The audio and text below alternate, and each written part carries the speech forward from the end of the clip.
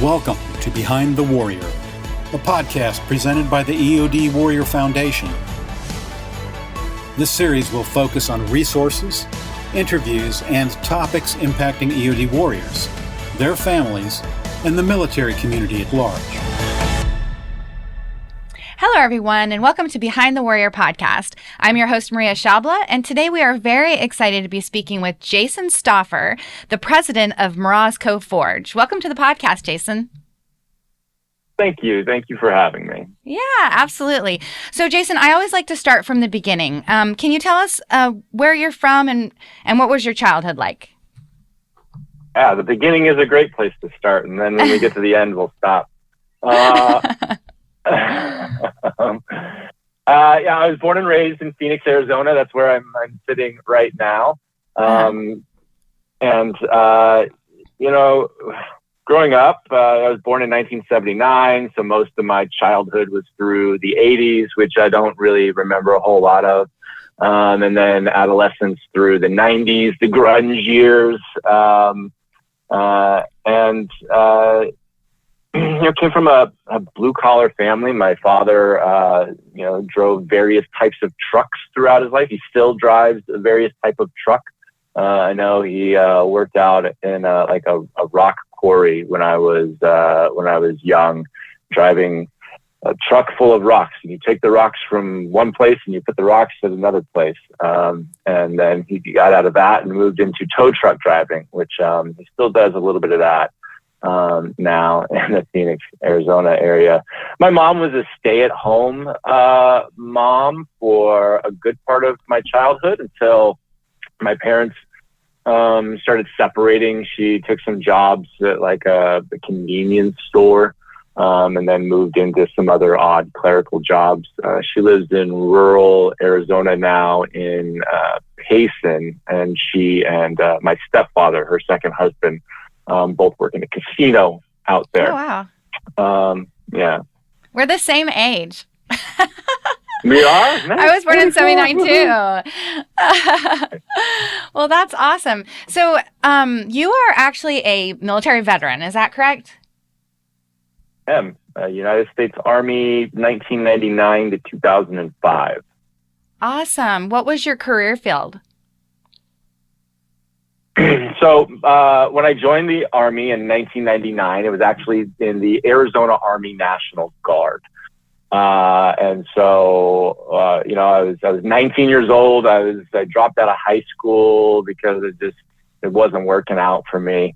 Mm-hmm. I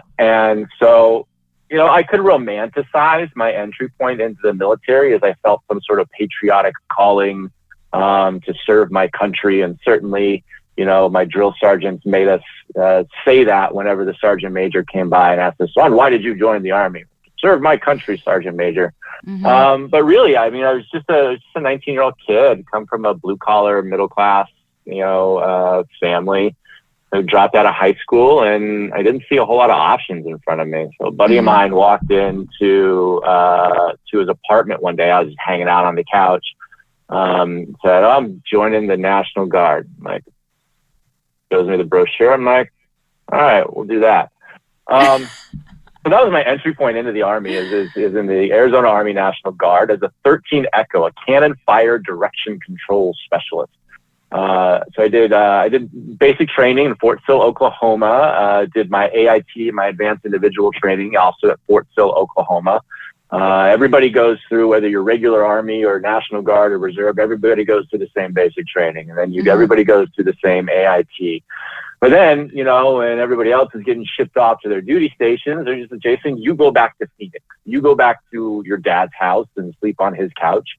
And now you just got to show up at the armory 1 week in a month, 2 weeks a year." And so that's what I did for the first few years. And then in 2002, I decided that I wanted to transition myself from the part-time Army into the active duty Army. And here again, I could romanticize that because it's post 9/11. And I could say that I really felt a call to serve my country. And there's a little bit of truth to that. but again, here I was, I wasn't satisfied with where my life was at. I was married to my first ex-wife. I got married way too young. Had a young child. Had a job. Now I'm driving a truck. I'm driving a water truck. So I'm doing my 1 week in a month, 2 weeks a year with the Arizona Army National Guard. But the rest of the time, I'm a truck driver. I've followed in my father's footsteps of being just the guy in the truck, taking the bottles of water from the truck yard and delivering them to the office buildings and the homes. And I'm not really satisfied with that. I want more. And so there was a recruiting station on my water truck route. So I just walked in there and said, hey, how do you change from the part-time Army to the full-time Army? And so they were very helpful in that process. I'm sure they were. And so, yeah, recruiters are very helpful in that. One of the things that I wanted is I wanted to get out of the United States. Like, I just didn't want to be stationed in Fort Polk or, Fort Sill or, Fort Hood or anything like that. If I want to move to Texas, I'll move to Texas. I want to get out and I want to see the world. So, with a little bit of jockeying back and forth with the recruiter and the military entrance processing station clerks, I transitioned my job from the cannon fire direction control to a 14 Tango, a Patriot missile system operator maintainer. And I did a couple of months of a transitional training in Fort Bliss, El Paso, the armpit of Texas. Changed my job, get shipped off to Germany, where the idea was that, my wife and my child were going to join me there and we were going to be a military family. That didn't happen. But this got me into the full-time Army in Patriot missile systems. This goes into late 2002. So how long did you end up staying in the military, and what made you get out? That's a good question. That's a good place to take the next part of that story. And, when I made that decision to switch myself from the National Guard to the regular Army, it was with the intention of doing 20 years. I was going to be a military man. I was really going to dedicate myself to that. And after coming back from Iraq, my wife at the time, she had gotten pregnant with our second child. She came out to visit me in Germany soon after I got there. It was the only time that she came out to Germany. And she ended up getting pregnant during that time with our second child. And so she was pregnant during the time that I was in Iraq. And we got back from Iraq, and 6 weeks later, I was able to come back to the United States for the birth of my second child. Oh, wow. And then I went back to Germany. She stayed here in Phoenix. She never did make that transition to move out to be with me. And the marriage kind of fell apart and dissolved. We just realized, we were kids when we went down this pathway, and, we were both growing in different directions. That'll be like the short version of it. And so now kind of the conditions had changed. I wasn't going to have a military family. And I was processing the trauma, the loss of that relationship, the loss of, the idea that, my wife and my children were going to join me and we were going to be this, military family. And so I got the sense that if I didn't get out of the Army and come back to the United States, it was going to be very difficult for me to have any part of my children's lives. And all of that kind of started informing the decision that I was not going to sign another contract, that I was going to see to the end of this contract, which ended in August of 2005. And then I was going to come back to Phoenix so that I could figure out what it is my next move is. In retrospect, I don't regret that. Every once in a while, I'll think about it. I don't think about it very often anymore, but we were born in 1979. That means that we are 44. And I think, well, if I'd have done 20 years in the military, even 20 plus years in the military, I could be retired right now.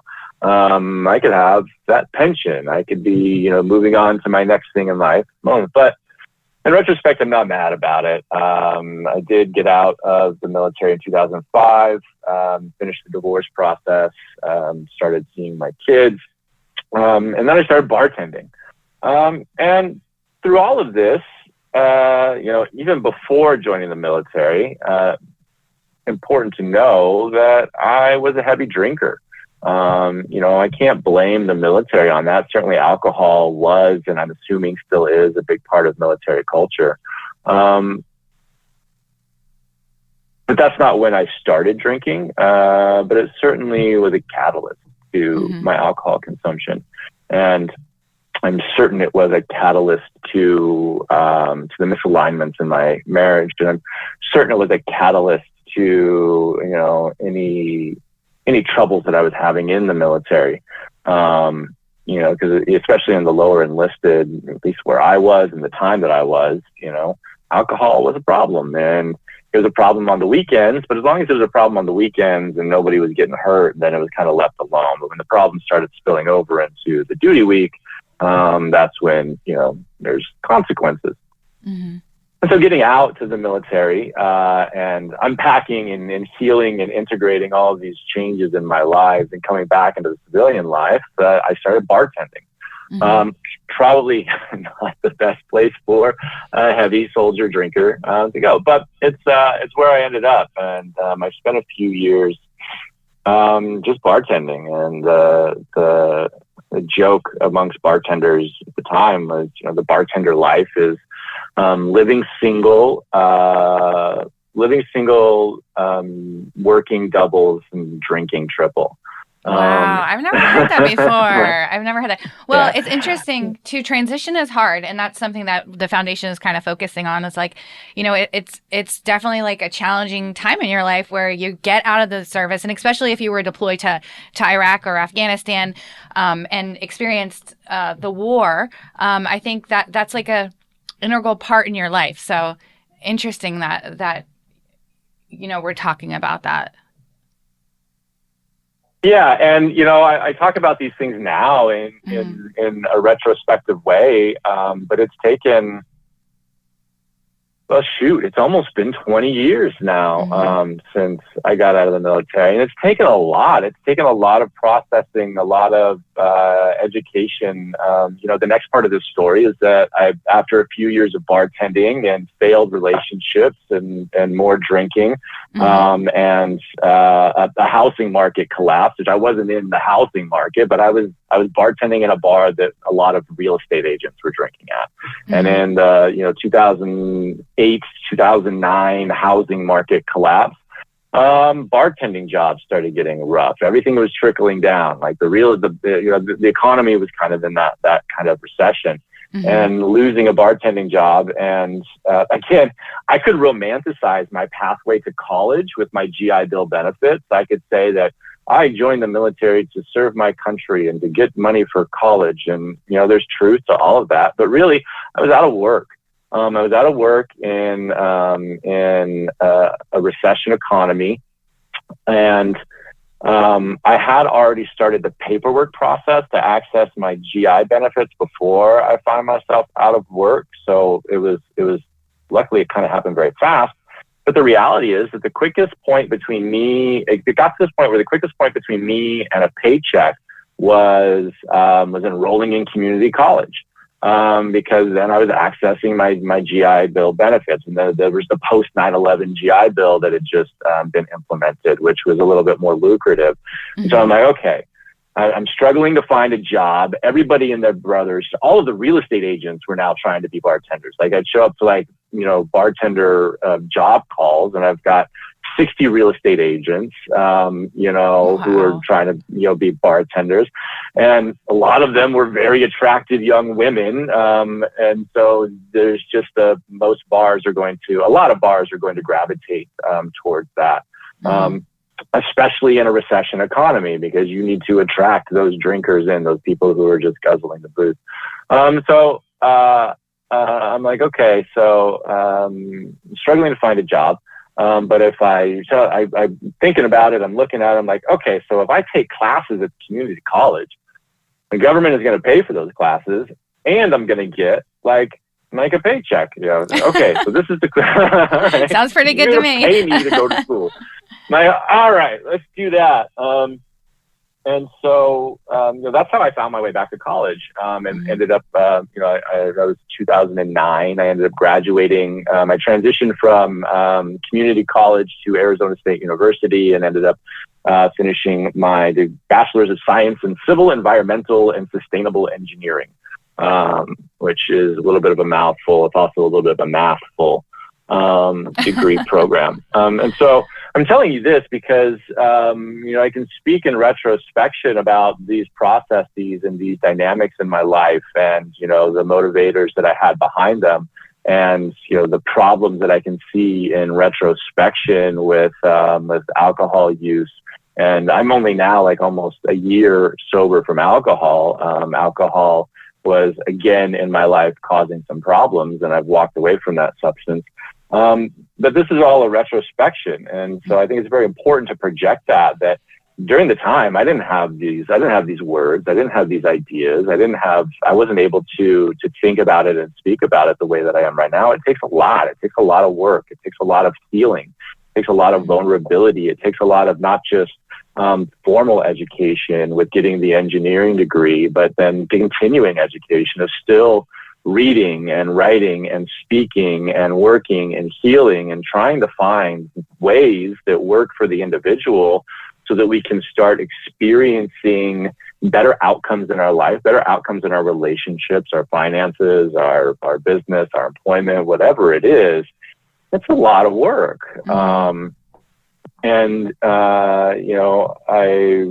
I have grace for all of the processes that I've been, and all of the ups and downs and highs and lows. And I'm proud of myself, as much work as I know that I still have to do, because, working on self-healing or integration or adjustments back to civilian life, post-deployment life, is likely a pathway with no end. I can only, walk it. I can never get to the end of it until the end of my physical life. But having the grace for all of the highs and lows, the ups and downs, and the little bit of pride in myself for how far I've come, and the ability to use my voice in a way to be able to speak in a 20-minute period on all of these things in a way that I hope is helpful for other people, I guess, is the point that I'm trying to work myself into right now. Yeah, well, you've certainly made that point, and I love how you made the comment several times that you didn't want to romanticize your motives, and I think that's so relatable, and I think that honesty is so refreshing. So I love that. I love that message. So your career took a winding path after you graduated college. Can you tell us about what you kind of got into? Yeah, that's a good one as well. Like I said, my degree is in civil, environmental, and sustainable engineering, which is very math and physics and analytics heavy. And when I started this program, I thought that I was going to be a civil engineer. But I didn't really have a good understanding of what it is a civil engineer does. I thought it was going to be all roller coasters and skyscrapers. And getting to about my junior year of the program, I realized that most of what civil engineers work on are like lampposts and sidewalks. And that's it's just not very fun, right? And there was a pivotal moment that because I was already kind of wishy-washy. I'm like, man, do I really want to spend the next 20 years of my life calculating the cross-sectional area of a bolt that goes into another joint over here of this greater, larger thing? But there was this pivotal point where I was in a highway geometric design class. So this is a class that teaches you how to think about and design the geometry of a highway. So, if you're turning this way, you want to bend it this much so that the pressure of the car goes this way so the car doesn't fly off the road. Kind of Wow. Stuff, right? And there was a guest lecture one day. The professor brought in these two working engineers. These people, they probably graduated from Arizona State in the same program. But they're working in highway geometric design. And so they're going to tell us about, a day in the life of a highway geometric design engineer. And it was a man and a woman standing there, and they're doing this slideshow, and they're talking about this and that and the other thing. And there's a major freeway project going on at the time in Phoenix called the Loop 303. It was this, Phoenix is a sprawling city, and every once in a while, the city gets to a point where they need to put more freeway in. And there's this huge project that was going on at the time.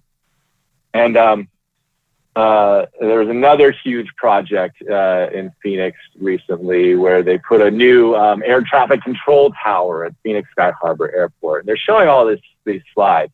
And there's a big project where at Hoover Dam, which is in between Arizona and Nevada on the way to Las Vegas. Hoover Dam, you used to have to drive across to get between Arizona to Las Vegas, or, it's a big tourist spot too because it's Hoover Dam.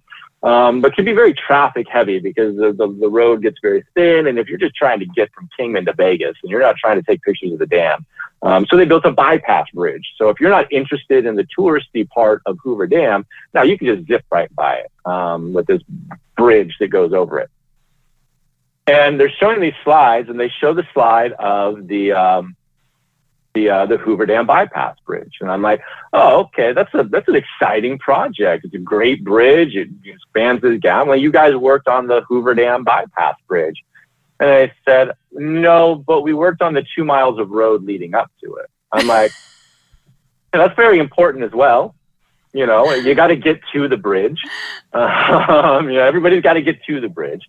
But you're not showing me the picture of the 2 miles of highway that you worked on. You're showing me a picture of the bridge. You're showing me the picture of what other engineers are working on, because that's the cool part, right? That's the fun part. And then they show the picture of like the new air traffic control tower at Sky Harbor International Airport. I'm like, this is a really cool project. This is a huge tower. It's got all kinds of stuff in it, right? I'm like, oh, so you guys worked on the air traffic control tower at Sky Harbor? And they said, no, but we did the parking lot next door. Oh my gosh. But you're not showing me a picture of the parking lot. You're not showing me your work. You're showing me the adjacent work that, the master architects and the engineers who are like 20, 30 years into their career have worked on. So that was strike two. Not strike two for them. They're very good. I love that there are engineers in our society because we need those highways. We need those parking lots. We need those bridges. We need those air traffic control towers. We need engineers for that. And I'm glad that we have them. But it's not strike 1, 2, and eventually 3 in them. It's in my desire to walk this pathway of becoming a civil engineer. And strike 3 was they were talking about the 303, the Freeway 303 project that they were working on, and they were experiencing frustration because they were working on a bridge on an overpass, right? So you've got the freeway that goes this way, but you've got roads that go this way, and so you need to have either an overpass or an underpass. And they're working on an overpass. I'm like, okay, so that's kind of a small bridge you guys are working on. But they were expressing frustrations because they kept having to go back and make changes. And they kept having to go back and make changes because there were changes being made by the bridge architect.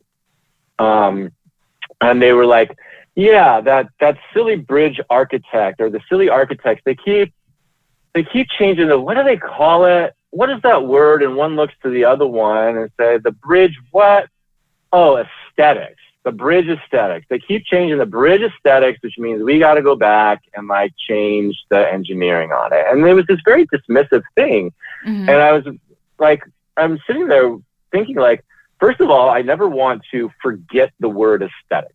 I never want to be so inundated by force equals mass times acceleration in the cross-sectional area of the A26 steel, blah, blah, blah, blah, blah, blah, blah, that the word aesthetics is pushed out of my mind. And this is something else that I'd already started to experience in my engineering degree program, is that you're pumping so much math and physics into your head that, and I was a pretty linguistically good student. I was good in English, but all of a sudden I noticed like my English was suffering. I'm like, wait a minute, like I'm starting to forget English because now it's fucking math and it's physics. You know, you can only got so much room up in here. And I'd noticed like bad grammar in engineering textbooks, which makes sense because that's not the point of the textbook. As long as it's the English part, which is probably written by somebody whose English is not even their first language. But it's not about the English. If the English point gets across, it's about the math and the physics. So first of all, I never want to get to a point where the word aesthetics is pushed out of my experience.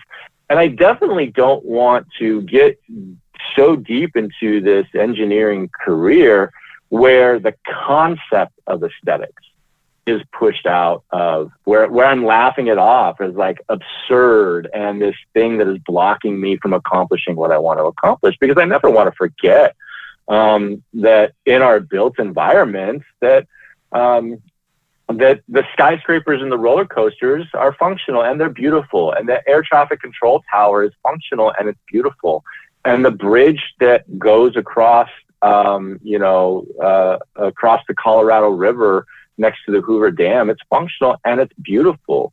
And so this was kind of the strike three of like, you know what, I don't think I want to be a civil engineer. And a professor that I had at the time that I was working with as an undergraduate teaching assistant, I had a meeting with him about it.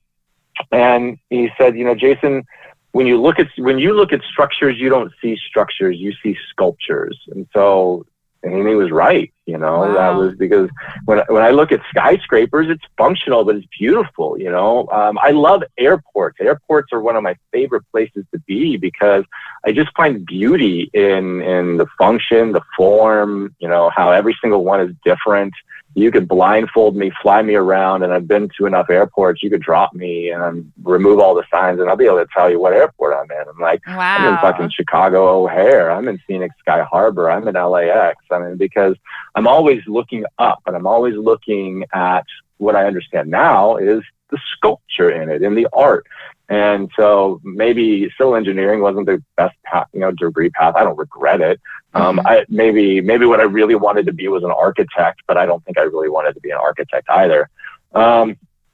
So I'm telling you that long story to get into when I did finish my degree, you know, because I'm on the GI Bill. I'm not going to go back to the beginning to choose some other degree program. There's only so much that they're going to pay for college and pay me to go to college. And I'm already in my junior year. So I'm like, I'm going to finish this degree. I finished my degree in civil engineering, but I'd already decided I don't want to be a civil engineer. Okay. Interesting. So now I get out of college and I've got a head full of math, a head full of analytics, a head full of, you know, critical thinking, of connecting dots from here to here and analyzing the space in between. How am I going to leverage that into a career pathway? I don't want to go back and start bartending again. I just spent 5 years in college getting an engineering degree. So it was a little bit of a to-do to find my first post-college, post-engineering degree job. I think it took like 4 or 6 months or something like that. And there was a moment where I almost started bartending again. I got offered a bartending job at a casino that was very far away. And so I'd be commuting like 2 hours a day just to go bartend in a casino. And I'm like, you know what? Thank you for the job offer, but no, I'm not going to accept that. And so the first job that I found after graduating college was as a business analyst and executive assistant to the CEO of a very small for-profit pharmaceutical company in Scottsdale, Arizona. And that is so wild. That's your first job after getting that degree. Yeah. And so, it was placed by a corporate recruiter who the first time I met with her, she's like, I don't have anything for you, but then she called me a few weeks later and says, I think I have a position that you'd be good in. She's like, do you know how to use Excel spreadsheets? I'm like, yeah, I know how to use Excel spreadsheets. Well, do you think that you could analyze, data? I'm like, yeah, sure, I can analyze data. I can look at data and say, yes, look at this data right here. You compare this data point to this data point, and then you see that in between is here, and this data point is higher and this data point is lower. It might mean this. And so I'm satirizing it a little bit, but this was my first post-college job, and I worked very closely with the CEO of a pharmaceutical company, analyzing business data. And people are like, well, what does that mean? I'm like, well, I take data and I analyze it, and a lot of it was pharmaceutical data. It's a pharmaceutical company, and not just the data, the pharmaceutical data of the products that the company itself marketed, but the CEO is very interested, because if you're a pharmaceutical CEO, you're very interested in the pharmaceutical data of other companies, not just because you want to know what they're doing, but mergers and acquisitions are a big part of the pharmaceutical industry. We see, we know in our periphery the name of a drug, whatever. But a lot of times, who owns that drug is passed back and forth. One company will buy it from another, who buy it from another. Where it's being made doesn't change. It's still the same manufacturing process. It's a whole nother arm. But who is marketing the product? Who is pricing the product? Who is collecting the profits on the product? It's always being traded back and forth. And so there was a lot of that as well. It was a good company full of good people who want to do good things, and the products that they were promoting were, as far as I could tell, were good products. But it started giving me this sense of the pharmaceutical industry as a whole. Like, how is the pharmaceutical industry operating? And I started to become aware that the pharmaceutical industry in the United States especially has evolved to almost entirely be focused on symptom management. There are very little efforts put towards seeking cures, and we can. That's an observation without judgment. Now, we can slip into judgments, and there's many memes on the internet of the big bad pharmaceutical companies, how they don't want cures, they want customers, yada, yada, yada. And that's a judgment, and there's some truth to the observation that most of what pharmaceutical companies do is symptom management. It's relieving suffering. It's seeing a problem in our culture and our society and saying, here's the problem, and the problem has symptoms. How can I help somebody feel better? Well, I could spend a bunch of money in this monumental effort of trying to get somebody to understand the ways that their lifestyle choices are leading to their suffering, and say, if you change your lifestyle choices, if you exercise, if you change your diet, if you do whatever, you will suffer less. And that's valid, but that's not what the pharmaceutical industry is for. The pharmaceutical industry is for the product, for the things. Well, if you take this product, you will also suffer less, and then I don't have to worry about whether or not you're managing your diet, or you're exercising, or you're getting good sun exposure or fresh air or whatever. I can just produce a product. I can sell you this product, which I can get insurance companies to pay for at various, sometimes wild rates. And I can help people feel better. I can help reduce suffering. And it was interesting to kind of get that perspective, because again, my sense is, I don't know if true evil exists in the world. Like, I don't know that. Maybe it does. That's a conversation for me and God someday.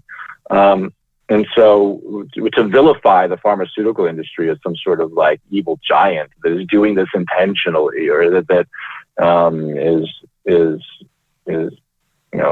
doesn't want people to be healthy because that affects their bottom line, slips into judgment. My experience is it's overwhelmingly full of good people who want to do good things. And this is how they know to be helpful.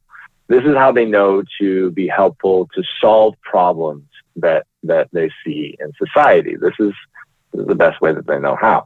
But I didn't really like it. And so I started looking for my next opportunity. And my next opportunity came in the form of getting out of the for-profit pharmaceutical company and started working as a consultant, working specifically with nonprofit hospital systems. And I was still doing pharmaceutical business analyzing, but I was doing it for clients, very specifically nonprofit hospital systems who were taking advantage of a very specific piece of federal legislation called the 340B program. And most people in the healthcare industry haven't even heard of this program. It's so obscure. But basically what this program says is that if you are a pharmaceutical manufacturer and you have a product and you want the federal government to approve your product for federal reimbursement. So if you want the federal government to pay for your product on like Medicare and Medicaid, which you do want, pharmaceutical companies want this because it's a huge book of business. To get the federal government to reimburse your product is, you want this. Wow. If you're a pharmaceutical company. Most of the pharmaceutical spend in the United States is federally funded. Most people are using federal programs to spend on pharmaceuticals. So the federal government will approve your product for federal reimbursement, but there are strings attached to that. And this is one of the strings attached to that.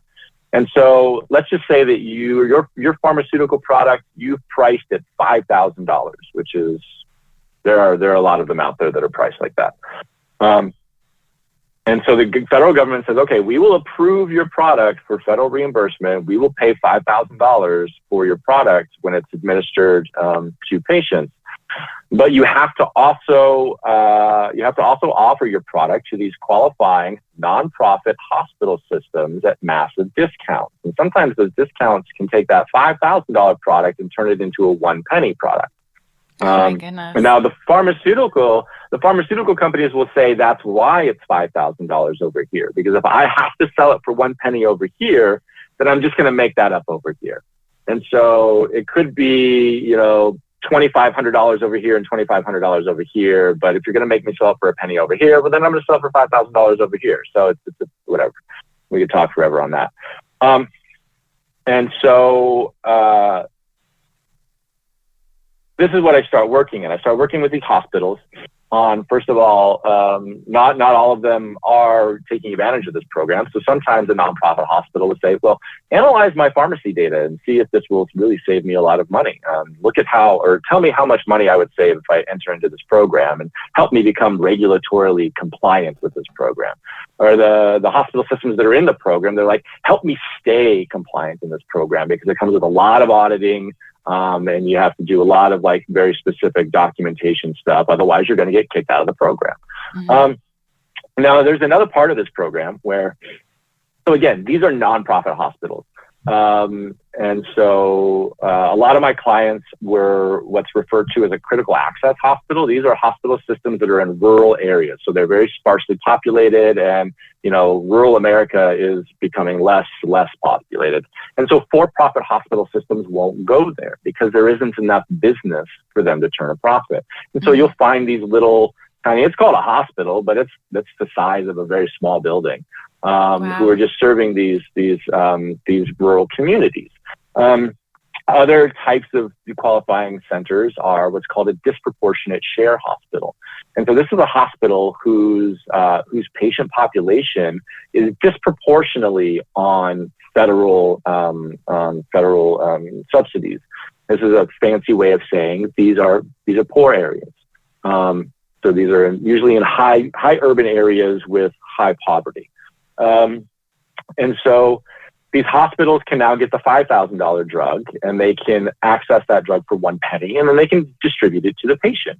A lot of these patients don't have insurance. And so the hospital is never going to get anything from any insurance on that, which is why it's helpful that sometimes they can get it at a discount, because sometimes they're never going to get paid for that.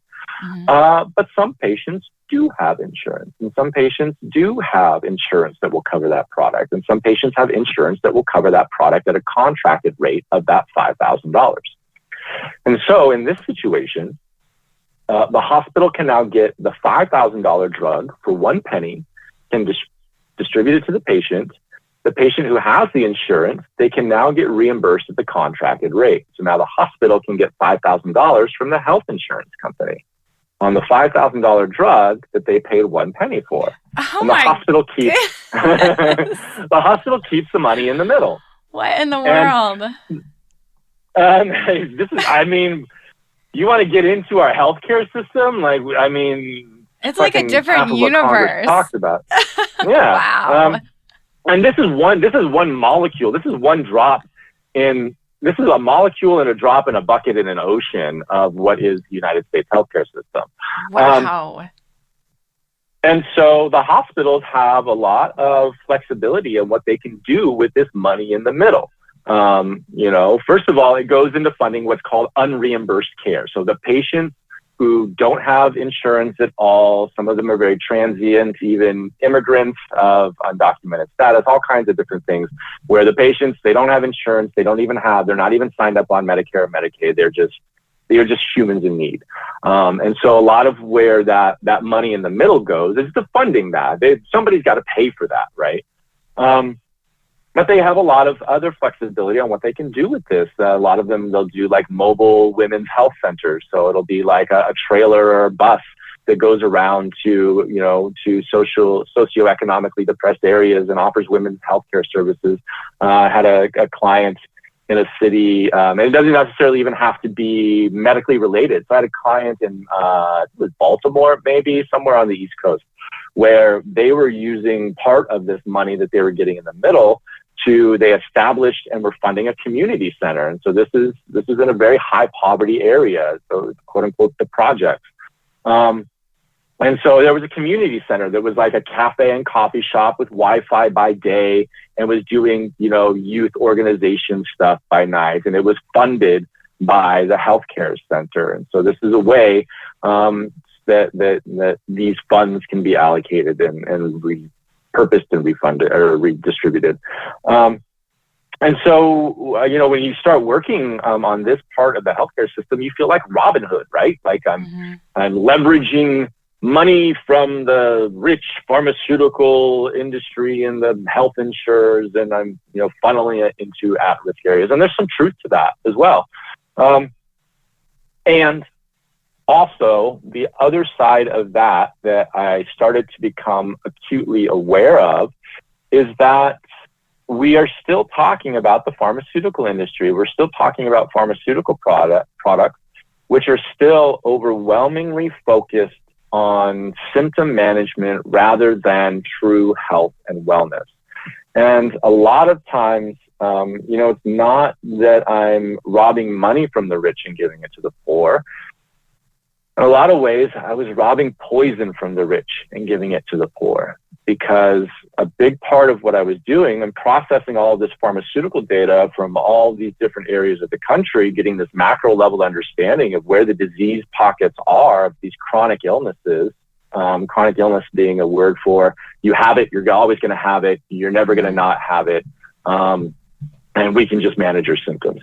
And so I'm seeing these pockets of hypertension and diabetes and obesity and COPD and heart disease and sexually transmitted diseases and all these things based off of like where all of the pharmaceutical products are being, or how they're being used in these hospital centers.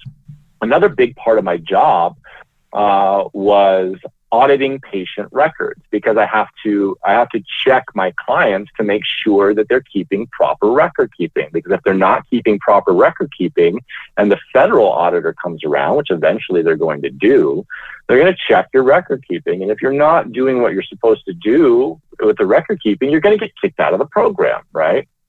And so I'm auditing patient records. I'm auditing patient records with my clients, and I'm starting to get this deeper understanding, this better understanding of really how much of a cycle it is, the pharmaceutical prescription cycle, because there's this rubber stamp that I'm seeing in every single patient record called continue all meds. And it's in every patient record. It's, there'll be these little blurbs. There's patient identification information and test results and stuff like that, but there's usually always a little bit of a narrative that the doctor will go in and they will type up a little narrative of visit with the patient, contact with the patient. It'll be like, I met with Sylvia Jones today. She's a very pleasant 82-year-old woman who is obese, hypertensive, blah, blah, blah, blah, blah, blah, blah. She says that she wishes her daughter would call more. She takes walks every 3 or 4 months with a neighbor friend, yada, yada, yada. And you get to the end of this, and there's the rubber stamp, continue all meds. I saw John Jones today. He's a 74-year-old man with inflammation and chronic venous insufficiency. That's a continue all meds. Whatever it says, the last line is continue all meds. And again, most of these meds are symptom management. They're just relieving suffering. They're not even meant to try to pull back or reverse any of the disease states that these humans are experiencing. And some of them are very explicitly, some of these medications are very explicitly not supposed to be taken forever. A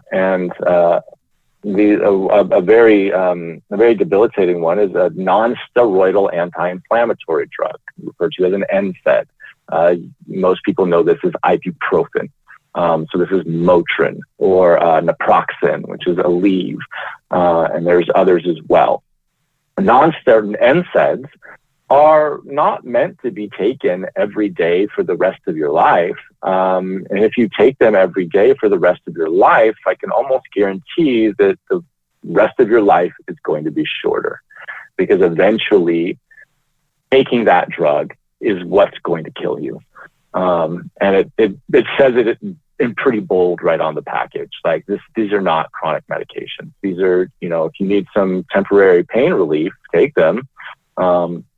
But this is not an everyday thing. If you take these every day, they will eat a hole in your gastrointestinal system and cause a GI bleed, and it could very well be the thing that kills you. And I know this because one of the products that the for-profit pharmaceutical company that I worked for marketed was meant to be an alternative to non-steroidal anti-inflammatory drugs. It was meant to be basically a food-based alternative to NSAIDs that did not carry these same GI bleed profiles. And so I'm seeing this. I'm seeing ibuprofen, Motrin. I'm remembering back to when I was in the military. Those were candy. The 800 milligram Motrin, those were fucking candy to us. That's the number one thing that you were prescribed when you went to sick call. I'd be like, I got a headache, I got a hangover, I got a broken pinky, I got a whatever, 800 milligram Motrin, right? And so, we were all fucking guzzling those as young soldiers. Fortunately, got away from them. And I didn't even know, there's no black box warning on the fucking pill bottle from sick call in the Army. Even if there was, I wouldn't have listened. But I'm seeing this, and I'm getting this understanding, and again, I'm not vilifying the pharmaceutical company. I'm certainly not vilifying I'm not vilifying non-profit hospital systems. These a lot of them are religious missions. They're Catholic health services, and they're the Bon Secours, which is a massive system that has its roots from a French convent in the 1700s or something like that. These are good people who want to do good things, and what they know how to do to be helpful is to reduce suffering, is to help people suffering. Because you could stand on a soapbox and you can tell Sylvia and John, you should get more exercise, and then a lot of times it's retrospective. It's like, well, you're an 82-year-old woman. How can I tell you? Well, here's what you should have done: is you should have not eaten processed foods for the last 60 years of your life. This isn't going to be helpful to these individuals, right? But I'm just understanding the way that the system has evolved, over time. And it's gotten to a point where even in younger patients, the providers, they've almost entirely given up on trying to, at least in my experience. I haven't audited every single doctor in America's patients. But from what I was seeing, even in the younger patients, the ones who could just change their diet, their exercise, their whatever, it's not a suggestion. You don't see it very often in that narrative. You see it every once in a while. I met Mary today. She's a 36-year-old woman who's pre-diabetic and is heading towards obesity. I talked to Mary about her food choices and said that she should exercise more, that she should stay away from the carbohydrates and reduce her sugar. She's saying she's drinking 12 sodas a day. I said, you need to stop that right away. Every once in a while, you will see that, but it's not common. Very common, because this goes into the training that medical professionals receive in the United States. It's very common is you're not there to change their lives. You're there to treat their disease state. You are there to treat. You're not there to change. And there's a demand side to this problem as well, because for the doctors who do say that, I say, Mary, you need to make changes in your life. Like, I can prescribe you the Motrin, I can prescribe you the insulin, but you don't need these things. Like, what you need to do is you need to not eat as much. You need to reduce the carbohydrates. You need to seek a high protein diet. You need to exercise. You need to get some sun exposure. You need to, turn off the TV, whatever. The doctors who do say these to patients, what they're running the risk of, especially if they're in a private practice, is that patient will get up, walk out the room, go down the hallway, go into the next doctor's office and say, this guy, no, I don't like that doctor. What are you going to do to make me feel better? And then so just continue on meds. It's the truth. Oh my gosh, it's so true. Mm-hmm. And so getting this sense of, this is the state of the system. Seeing people close to me going through these things, people, not just the patients in the records who I have no contact with, but starting to see people close to me who are going through these, and younger people in their 30s, picking up these chronic diseases, diagnoses and the medications and the medications on top of the medications and yada, yada, yada. So there's got to be something different. There's got to be something better. And so that was kind of a driver. That's an arc to a story of how I really started adjusting my own personal study, like the books that I was reading and the things that I was doing in my own life, to get a better sense of what is really going on here, right? Because one of the things that I notice in all of this is, we're the United States. We are a post-industrial, post-digital behemoth of a society with the most advanced, or at least the most expensive healthcare system in the world, and nobody's getting better.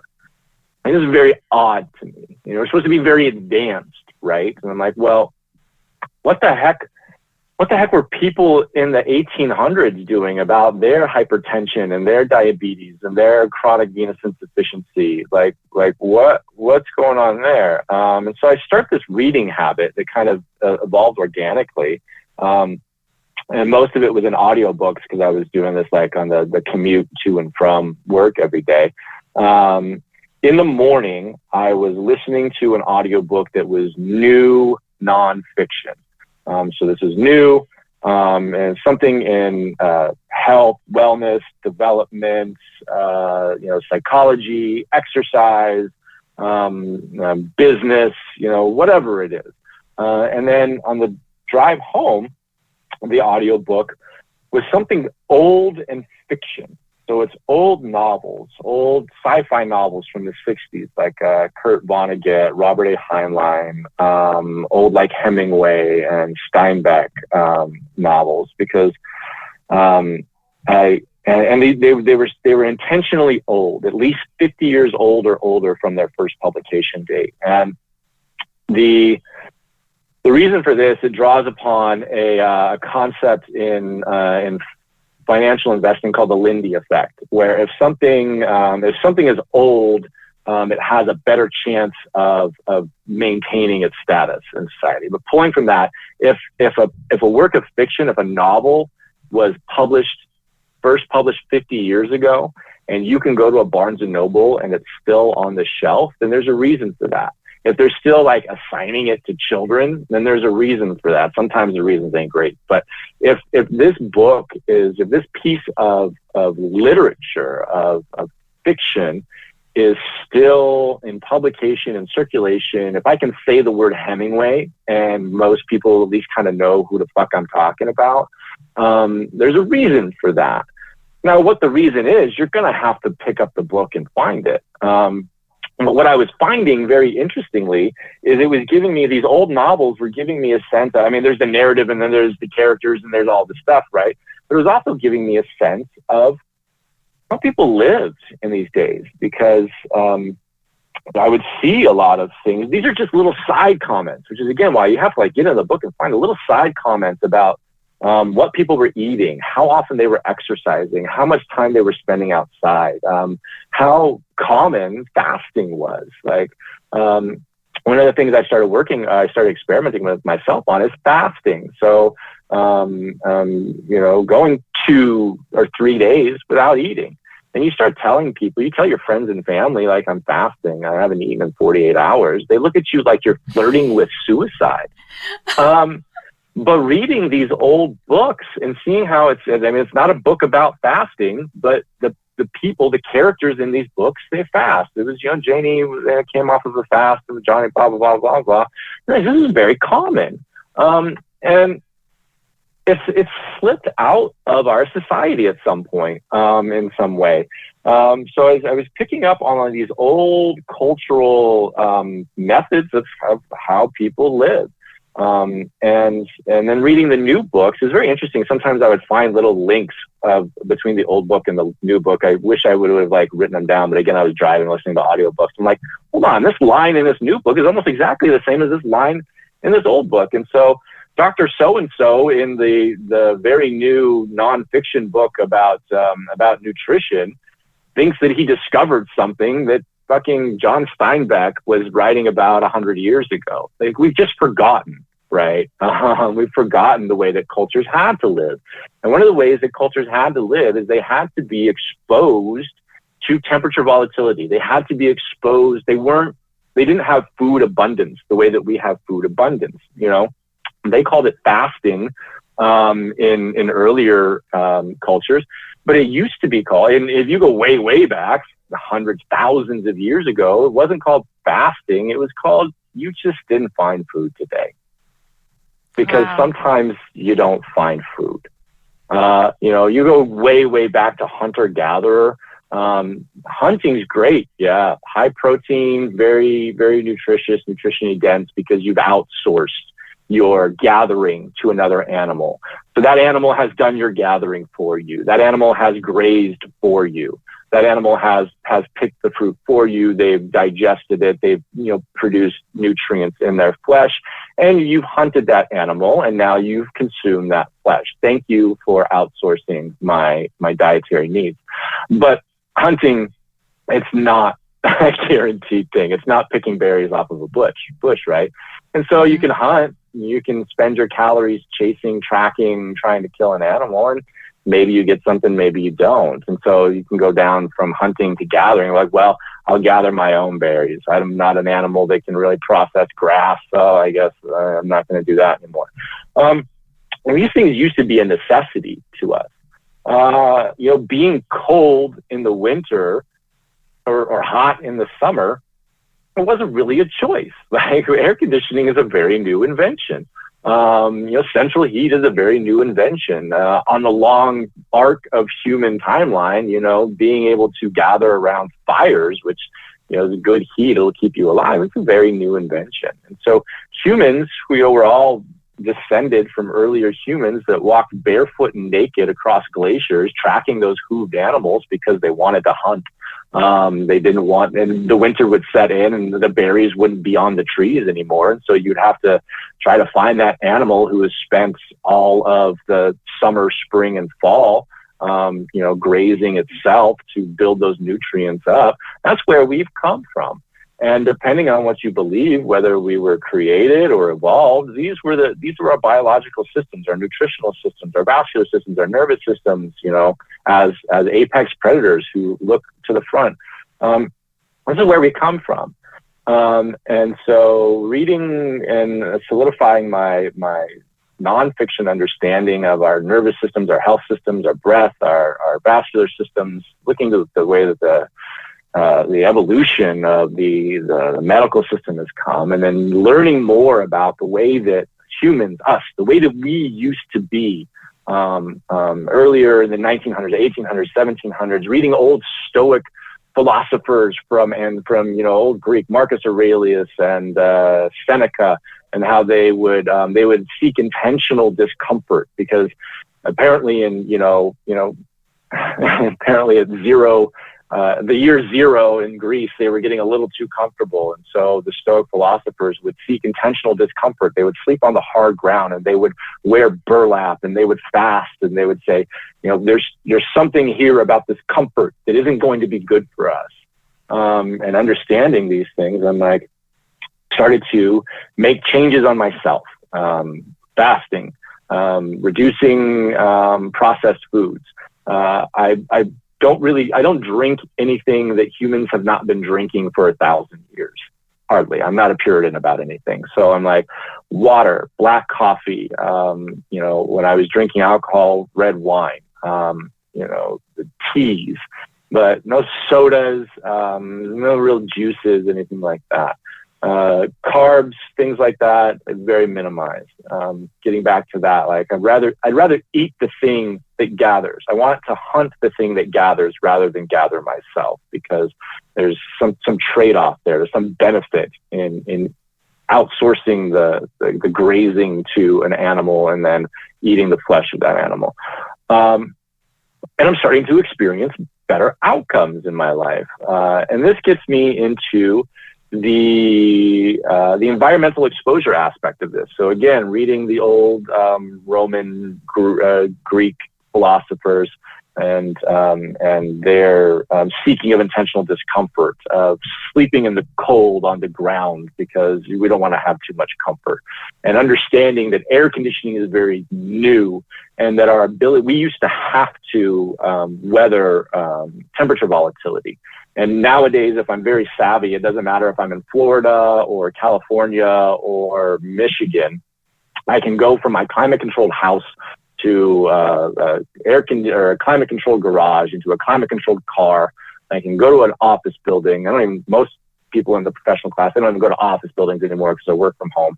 Or they can go into another garage, into their office, and barely touch the outside for 15, 30 minutes a day. These are all very new things, and there's a lot of benefit to them. I don't want to sound like a nihilist or a rebel anarchist. There's a lot of good things to these systems. There's a lot of good things to our technological systems. You and I are discussing this from very far distances on devices that are very new and technologies that are very new, and this is a very powerful way for us to share. But there are externalities to all of this. There are externalities to climate control. There are externalities to food abundance. There are externalities to processed food abundance. There are externalities, the fancy word for side effects, to technology. And if we're not seeking understanding of those side effects, of those externalities, when we're just focused on what are the good things that these things allow us, the comforts that they allow us, the ways that they allow our voice to broadcast, then those side effects are going to fester. They're going to manifest. They're going to become unattended. And this is, again, I'm a soldier who got an engineering degree, who worked in the pharmaceutical industry, who started reading a shit ton of books. I'm not a fucking doctor. But in my philosophy, my hypothesis, my theory, whatever it is that these externalities, these side effects of the advances, the very near-term advances of our society and our culture, are what is leading to, exacerbating, causing, they're the catalysts of the chronic illnesses that we see manifesting and increasing and spreading in our society, in our culture, in our species. And again, now swoop in the pharmaceutical industry and the healthcare industry, good people who want to do good things. And most of what they do is just reduce the suffering. And so I got into a tangent there, but the part was the environmental exposure. So I started sleeping on the ground in my backyard in the summertime in Phoenix, Arizona. And if anybody's ever spent the summer in Phoenix, Arizona, there's a period in July and August, June, July, and August, where it never gets below 100 degrees, like throughout the night. Like the sun will go down, but it'll go from like 120, 115 to like down to 102, then the sun comes up back to 115. It never gets, especially in the middle of the city, it doesn't get below 100. It's a very dry heat, which I love because I hate humidity. But this is my first personal experiment into environmental exposure was doing the things that the old Stokes were doing. I'm gonna sleep on the ground in the heat. And then the next part was like, okay, if I'm getting intentionally hot and intentionally uncomfortable, I also started like rejecting synthetic fibers, polyesters, things like that. Just started wearing like cotton, things that were natural. And then the next thing was an ice bath. I'm like, I got intentionally hot. I live in Phoenix, Arizona. I've started hearing about people doing ice baths and cold showers. I'm going to get into that. So that's what took me to my first ice bath in October of 2017. And that was something that was very powerful. It was a very powerful moment for me because, as much as I was experiencing better outcomes through the fasting, through the dietary changes, through reading the labels on clothing and being like, I don't even know what this is. I'm not going to wear it. I'm going to wear this thing that I know what it is. It is a natural fiber. I'm like, oh my God, I didn't even know how itchy I was until I stopped wearing all of this stuff. But more than any of that, the ice bath was really like a pivotal moment. I was like, oh, wow.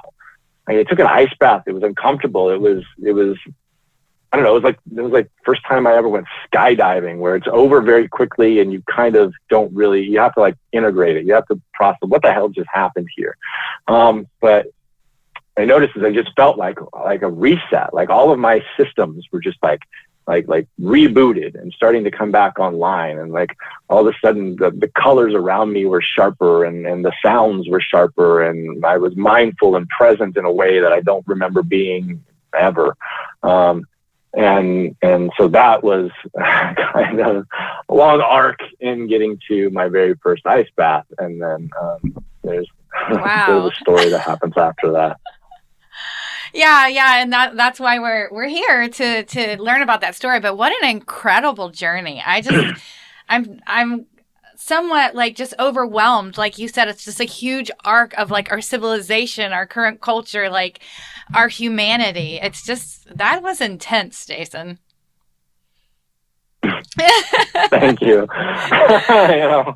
Well, sometimes I do that thing where I shut up. I'm like, maybe that's a good place to stop, because then I realize I've been talking for an hour. I mean, it's just, like I said, that was just really, really fascinating to hear. So yeah, now we're at ice baths, and then tell us about your first ice bath. And I thought you said that you had actually, where did you do your first ice bath? How did that even happen? It was here in Phoenix, Arizona. And this is 2017. And a very significant part of this, I call it the cold rush, this growing, I also call it a remembering of ice bath and deliberate cold exposure that we see in the United States and other places. A significant part of that is Wim Hof. Wim Hof is this kooky Dutch yoga guru guy who does a breath work and an ice bath thing. And he started to gain some traction here in the United States. Some media company called Vice did a special on him. And I think like Joe Rogan did a podcast with him at some point. And so this is a very good seed spot for deliberate cold exposure in the United States. And I kind of had heard about this a little bit. There was some crazy guy called the Iceman who was like swimming in frozen lakes and walking up frozen mountains in his boxer shorts or something like that. I had heard about this a little bit, but I hadn't looked too far into it. I was just kind of focusing on my own stuff, which was the arc that I just told the story of, and looking for ways to intentionally stress myself. So one of the books that I read was a book called Anti-Fragile. Anti-Fragile is a book written by a Lebanese-American man named Nassim Taleb. He's a professor of mathematics, a linguist, and a stock trader. And he's got some claims to stock trader fame on making some very smart bets in the economy prior to some economic recessions, yada, yada, yada. He wrote a book called Anti-Fragile. And this was a book that first introduced me actually to the Stoic philosophers, because he mentions a lot of the Stoic philosophers, Marcus Aurelius, Seneca, things like that in the book. And most of the book is about economic systems. It's about the anti-fragility of economic and social systems. So the idea is that, and again, he's a linguist, he's like 5 or 8 languages or something like that. And he says he can look in all of these languages and he can find the word for fragile, something like a wine glass, that if I throw it down onto the hard pavement, it's going to shatter into an infinite number of pieces, and you're never going to get that wine glass back together, right? He can find the word in other languages for that. So I can find the word for robust. So, this faux wood behind me is very robust. I can sit here and I can tap at it for a year. I'm going to wear my finger down to a nub, but it's not going to really be affected very much. You might start to wear a little bit of a spot into it. That's very robust, right? Because Taleb says that I can't find a word for what is the opposite of fragile.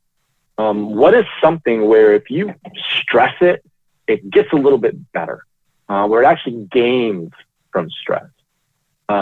And he says, so I'm just going to call it anti-fragile. And there are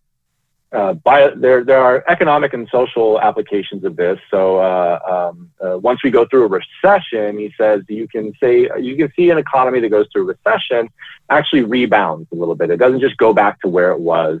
Or he says if you see war-torn countries that recover, we can think of like, well, there's Germany and Japan, right, decimated by World War II. And then became very big industrial powerhouses after it. So he's like tying these things together, where it's not just it's part, the decimation itself led to the rebound and growth. And he says there's all kinds of examples in financial systems. But anyways, I'm going to get past that. There are also biological examples to anti-fragility.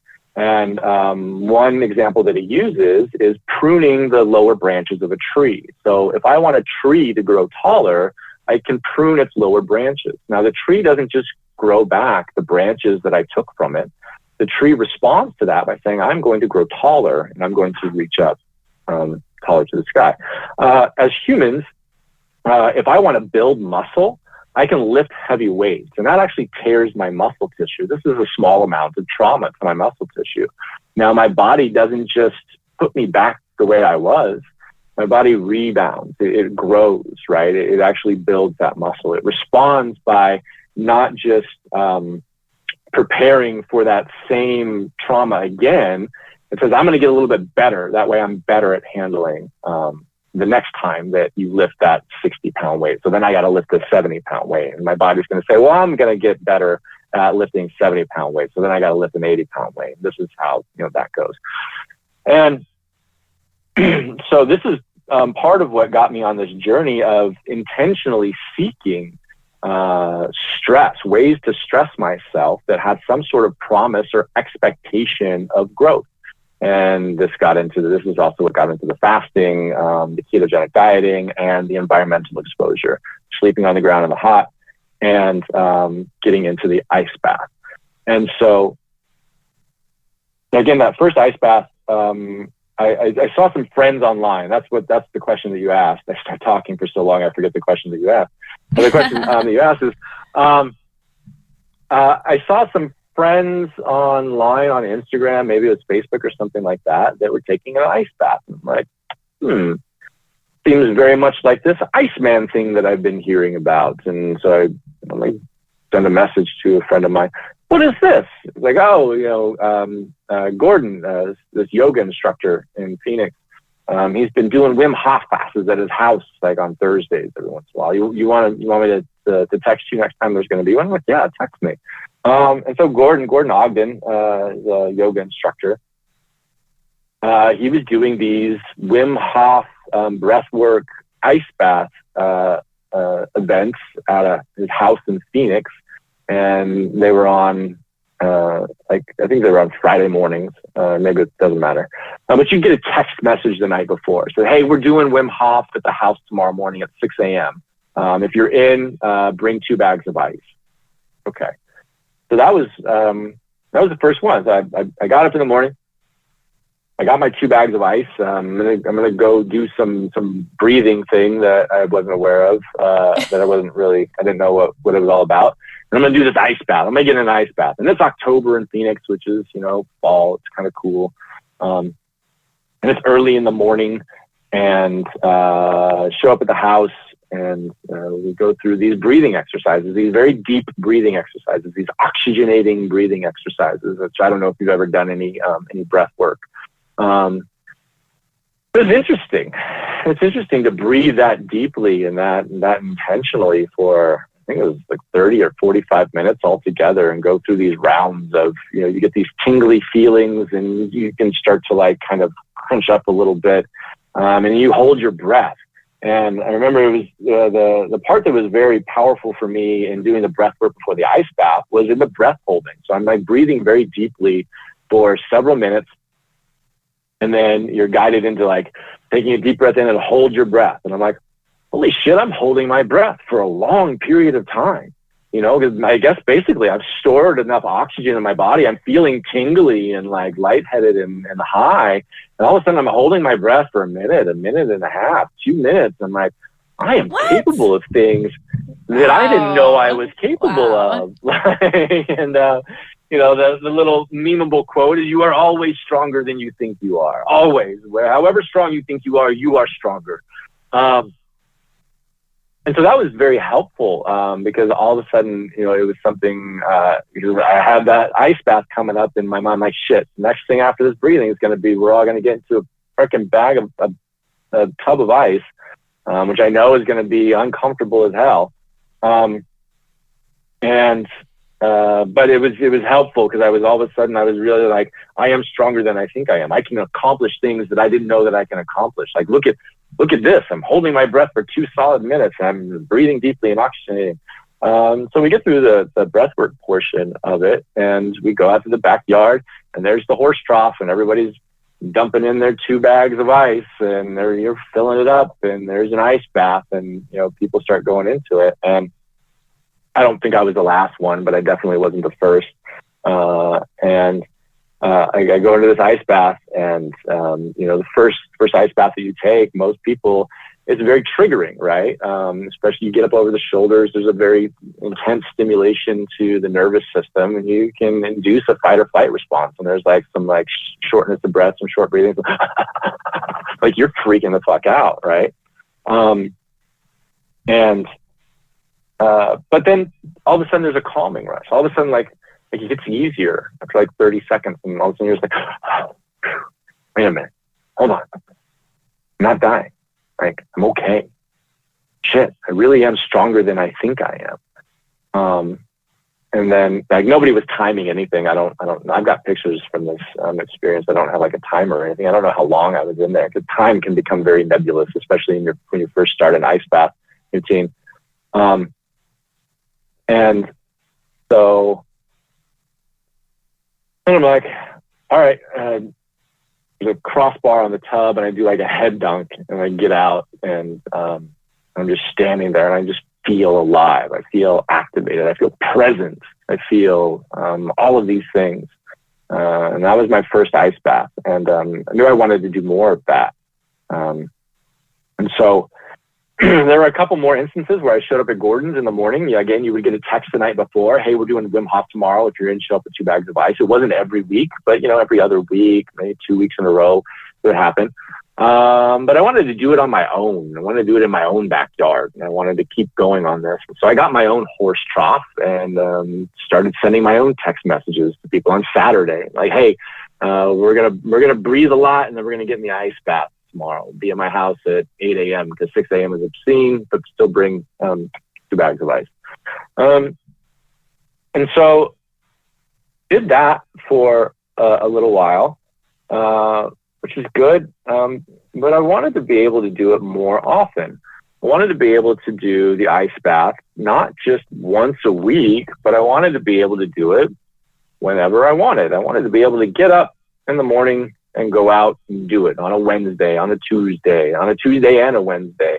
I tried making my own ice blocks for a while. I got these like Costco pretzel containers and like cut the tops off of them and was filling them up with water. And I had this big stand-up freezer on my back porch, and I'm putting them in there, and it takes about 24 hours to freeze it into a block. And I'm coming home from my job the end of the day, and I'm dumping out these ice blocks and stacking them up in the freezer, and then refilling the containers and putting them back in the freezer so that I get like a freezer full of ice blocks, which was like 15 to 20 hours of labor a week just to save myself from having to go to the store and buy 200 pounds of ice to make an ice bath. But I was still only getting 1 ice bath a week. I was also using like little Costco salsa tub containers, whatever I could use to make ice blocks.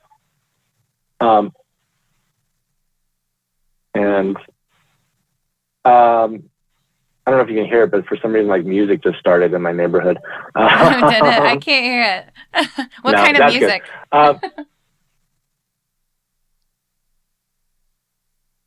I don't know. It's foreign. Oh my! Yeah, somebody's bumping some jams. Wait, I did hear that. That's hilarious. Yeah. It's Spanish something or other. Anyways, we're gonna try to keep going here. And yeah, so I'm using these salsa containers and these pretzel containers to make ice blocks so I can make myself an ice bath. But I wanted to be able to do this all the time. The first thing I do is I looked online. Like maybe there's a machine, maybe there's a mechanical thing, maybe somebody sells an ice bath. I didn't invent ice baths. Wim Hof didn't invent ice baths. Sports teams have been doing it. Physical therapy centers have been doing it. Russians have been doing it forever. So I went online and started looking. Maybe there's a product I can buy. And there was only one out there that I found at the time. And it was a company called coldtub.com. And they had a few products, but they were not attainable for the home user. The products that they were selling were very large and very expensive. Because the market they were facing were those sports teams. They weren't trying to sell to some mid-level analyst veteran trying to work on his own health and wellness in his backyard. They're trying to sell to the Mets. They're trying to sell to the Giants. That's who their market was. Their tagline is "Winning is cool." So it's all about winning. It's all about sports performance, right? It was valid, but completely unattainable for me or any other average person. And so I'm like, well, I'm a pretty handy guy. I got an engineering degree, which is a lot of theory, not a whole lot of practice. I'm like, maybe I can figure something out. Maybe I can make myself an all the time ice bath. And so I take my horse trough and I'm Googling shit. I'm looking stuff up online. And I'm trying to think of ways. I'm trying to think of the engineering knowledge that I have about the basics of thermodynamics, things like that. And I look up and I'm like, well, it turns out that sand is very insulative. So I go to Home Depot and I buy a bunch of sand and I create like a sand bed in my backyard and I put the tub on top of that. And then I go back to Home Depot because every time you do something like this, you go to Home Depot like 8 times a day. You never get everything the first time. And I go and I get some wood and I build like a box around my horse trough, and I get like $300 worth of spray foam insulation and like these cans, and I'm just shaking these cans and like filling in the gaps around the tub. And I'm tearing apart dorm fridges, little refrigerators, because I'm trying to figure out like how does the refrigerator make my iced tea ice? How does the refrigerator cool the stuff in my refrigerator? And so I tear apart these little mini fridges, and I pull out the little mechanical part on the inside that is where the cold comes from. And I destroyed the freezer that I was using in this process. And so I've got this insulated horse trough, and I've got the guts of two mini fridges tore out, and I tore the door off of the freezer that I destroyed. And I took the guts of the mini fridges and I put them over the side, and I took the big door from the freezer and I put it on top, and I plug in these destroyed mini fridges, and they start up and they start buzzing, and I walk away and I come back and I keep checking on it. And 3 days later, I had an all the time ice bath. I had a body of water, and this time was like probably spring or summer in Phoenix. And here it is, cold water all the time. So I can get up. I don't even have to get dressed. I don't got to brush my teeth. So I can get up, get in my ice bath, and then go about my day.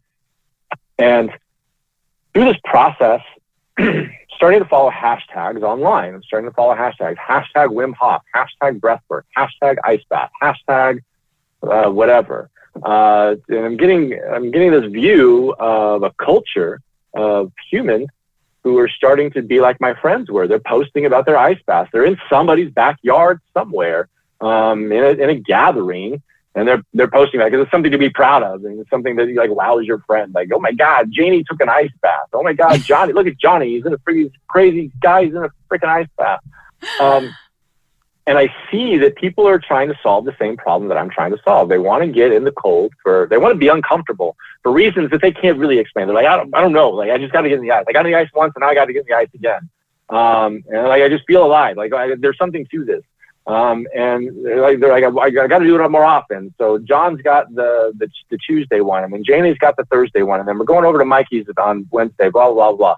And they're bringing their bags of ice. And I kept seeing like the same Costco salsa containers from people. Like, look, I'm making ice blocks now so I can make my own ice. I'm like, holy shit, like this ugly backyard engineering prototype that I built, this solves a problem. It solves a problem that a lot of people are trying to solve. And so then with, a couple of friends that were in on the group together, we decided, you know what if we start a business? What if we figure out, how do you start a business? How do you register a business? How do you start a website? How do you take payments? How do you ship very large, heavy things? What if we, keep going to Home Depot and get tools and build tables and try to figure out how do we turn this into where we're not destroying refrigerators to make a different kind of refrigerator? How do we make our own refrigerators? How do we bend copper and solder it into compressors and build an insulated box? And how do we get it from Phoenix to Washington? How do we get it from Phoenix to Dubai? And so this was kind of the birth of the company. It was just kind of this, nobody was a serial entrepreneur. Nobody was like, hey, I need to start a business and figure out how to start a business and sell something that people will want to buy. It was just this organic development of us solving a problem that we were solving for ourselves and seeking better outcomes for ourselves and understanding that we live in a society and a culture where people are seeking this. Not everybody, not enough people are seeking this, but a lot are seeking this. But like, how do I not be in the doctor's office? How do I not be at the pharmacy? How do I not just manage my symptoms? How do I experience better outcomes in my life and not just feel better and not just reduce my suffering? And it's just been kind of like an all hands on deck ever since then, because the way good luck is a combination of preparation and opportunity. And so I've spent all of that arc of my life in retrospect in this. Guess I was preparing. I don't know. I was moving incrementally, one foot in front of the other, doing what I wanted to do or needed to do for myself. And we ended up on this tip of this wave of this cold rush. And it's been a journey. Wow. That's incredible. So, I guess one question would be, what are the health benefits and why are ice baths so good for you? it's very interesting. I want to check the power in my earbuds for a second. The health benefits of the ice bath are interesting because there's a lot of them. And again, I'm the son of a truck driver who was in the military, who got an engineering degree and worked in the pharmaceutical industry. I'm not a doctor, I'm not a research scientist, but what I had seen and what we have read is that it's almost easier to find something that the ice bath doesn't help with, which is very interesting to me. But some of the things that we see is reversal of metabolic disease, so reversal of type 2 diabetes. We see the government doesn't like me to use the word cure. They haven't really. No, the government doesn't know who the fuck I am yet. But yeah, I can't say that it cures. I can't legally. I'm not supposed to say that it cures anything because the FDA legally owns the word cure. But I've seen people reverse their autoimmune conditions, Hashimoto's hypothyroidism, Raynaud's syndrome. I've seen people who manage their symptoms associated with multiple sclerosis. We have one guy. He's a former Navy SEAL who was medically retired when he developed MS. And he uses deliberate cold exposure to stay active and to manage his symptoms without pharmaceuticals. We see nervous system health. We see people, reducing their dependence on antidepressants and anti-anxiety medications. We see hormonal health, increases in testosterone. Like my testosterone is twice as much as it was when I was 10 years younger. And we live in a society where there is a massive drop in male testosterone. And men are turning towards pharmaceutical products like, hormone therapies, testosterone replacement, things like that. And we see so many men working on their diets, what the food is that they're eating, and deliberate cold exposure, and the results in their testosterone is amazing. Like I get lots of compliments on my beard, mostly from other men. My hairline was receding; it's coming back. One of the things from the pharmaceutical company I worked at that I learned a lot about is chronic venous insufficiency.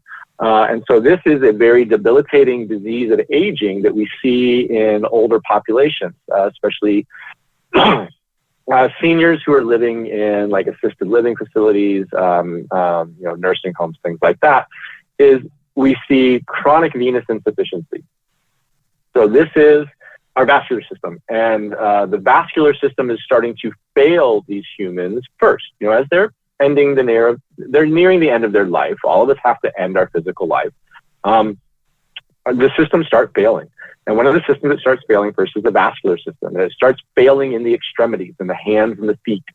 And so, in early stages of this, we'll see poor circulation. So we'll see like a senior citizen who they're always cold. Their hands are always cold. Their feet are always cold, and they're bundling up, and they're putting on compression garments, things like that.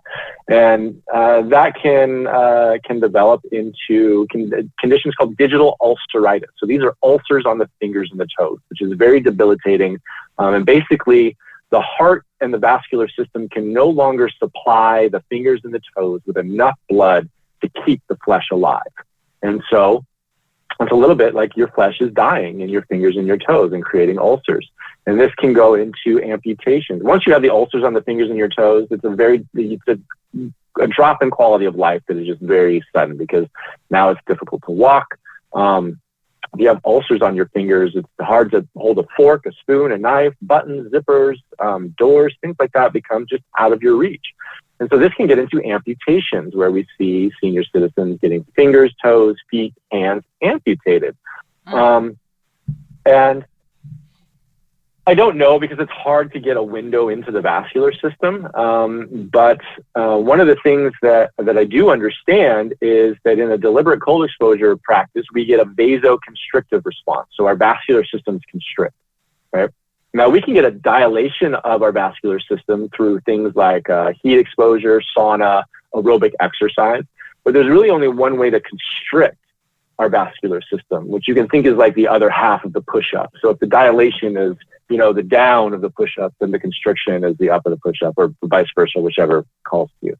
And so my sense is that deliberate cold exposure, especially if we get our hands and our feet in, which is why we always coach people. A lot of times you'll see people keep their hands and their feet out of an ice bath because it's the most sensitive. They're like, oh no, my hands and feet, they hurt in the ice bath. Yeah, that's because your vascular system needs to be woken up. It needs that exercise. Put your hands and your feet in. Even if you do it for a little while and pull them back up, you can train away that discomfort. And so what I want to see as I become closer to the end of my physical life is, do I have these vascular problems? Like, how is my vein health being affected by this? And so anti-inflammatory, so, not just in chronic inflammation, but people who have diseases, or not diseases, but old injuries. We get people who were into sports as they were younger. They fell off a horse or they twisted their knees, something like that. They'll get in the ice bath and they'll say, wow, I really felt that in that spot that I injured, 10, 15, 20 years ago. Yeah, because it's like we got this anti-inflammatory effect. So there's inflammation that has come as part of that injury that we see being reversed. People reversing Raynaud's syndrome, which is that's a circulatory condition. And so why does something as elegant and simple as cold water work on all of these things? And again, that gets beyond my my education and expertise. But I have opinions, I have theories. And one of them is that the first thing that an ice bath does for an individual is, because it's a very uncomfortable but very empowering experience, and it comes with boosts of neurotransmitters like norepinephrine and dopamine. And the first thing that it does is it helps our mindset. It empowers us in our own health and journey. It makes us feel accomplished because we did something very uncomfortable. It teaches us that we are stronger than we think we are, and it calms our mind. Maybe not in the first few seconds of getting into an ice bath. That's not a calming. But the way that we coach people into their ice bath practice, we coach them on their mindset, on their mentality, and we help people become very meditative in an ice bath. I still have the initial reactions getting into an ice bath, but I can very quickly get into a meditative state. I can be more meditative with more delta brainwaves in an ice bath than I've ever been able to get sitting on a pillow in a yoga studio.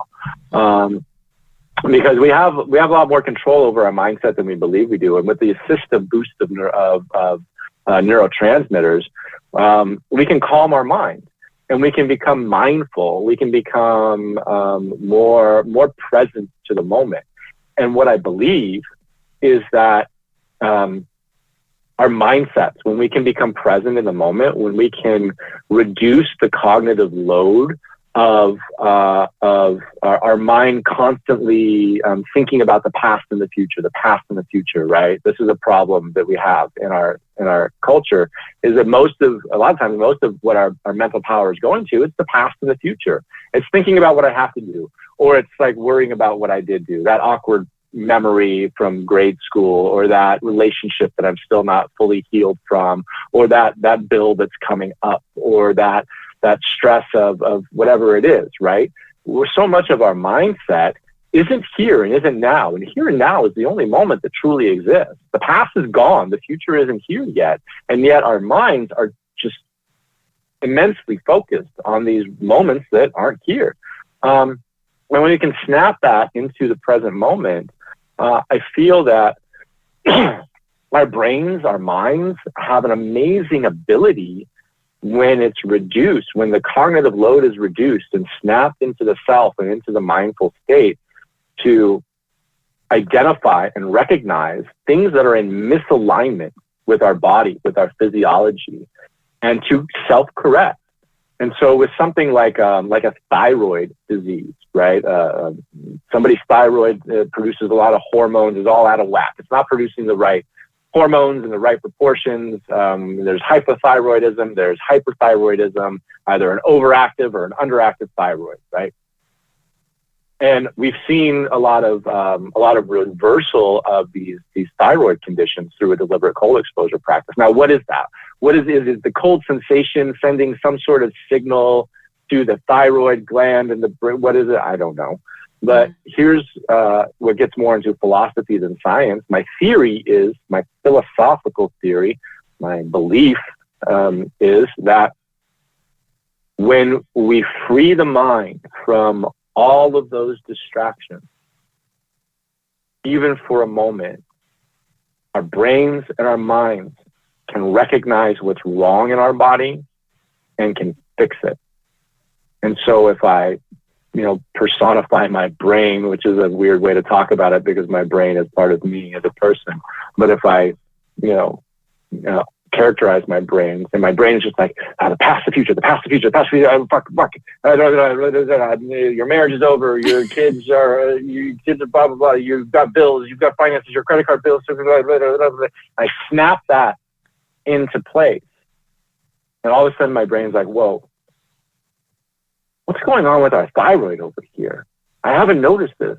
Our thyroid is not doing what it's supposed to do, because I was so focused about everything else that I wasn't hearing this part of my body that was screaming for attention or that had gone haywire or whatever, and that's a very woo-woo philosophical way of speaking about it. But wow. This is what I've seen. I've seen in so many people. I've seen it myself, an ability to kind of solve problems, or think about things in a different way because I've managed to reduce that cognitive load, that anxiety about the past, anxiety about the future, whatever, just snap into the pure moment.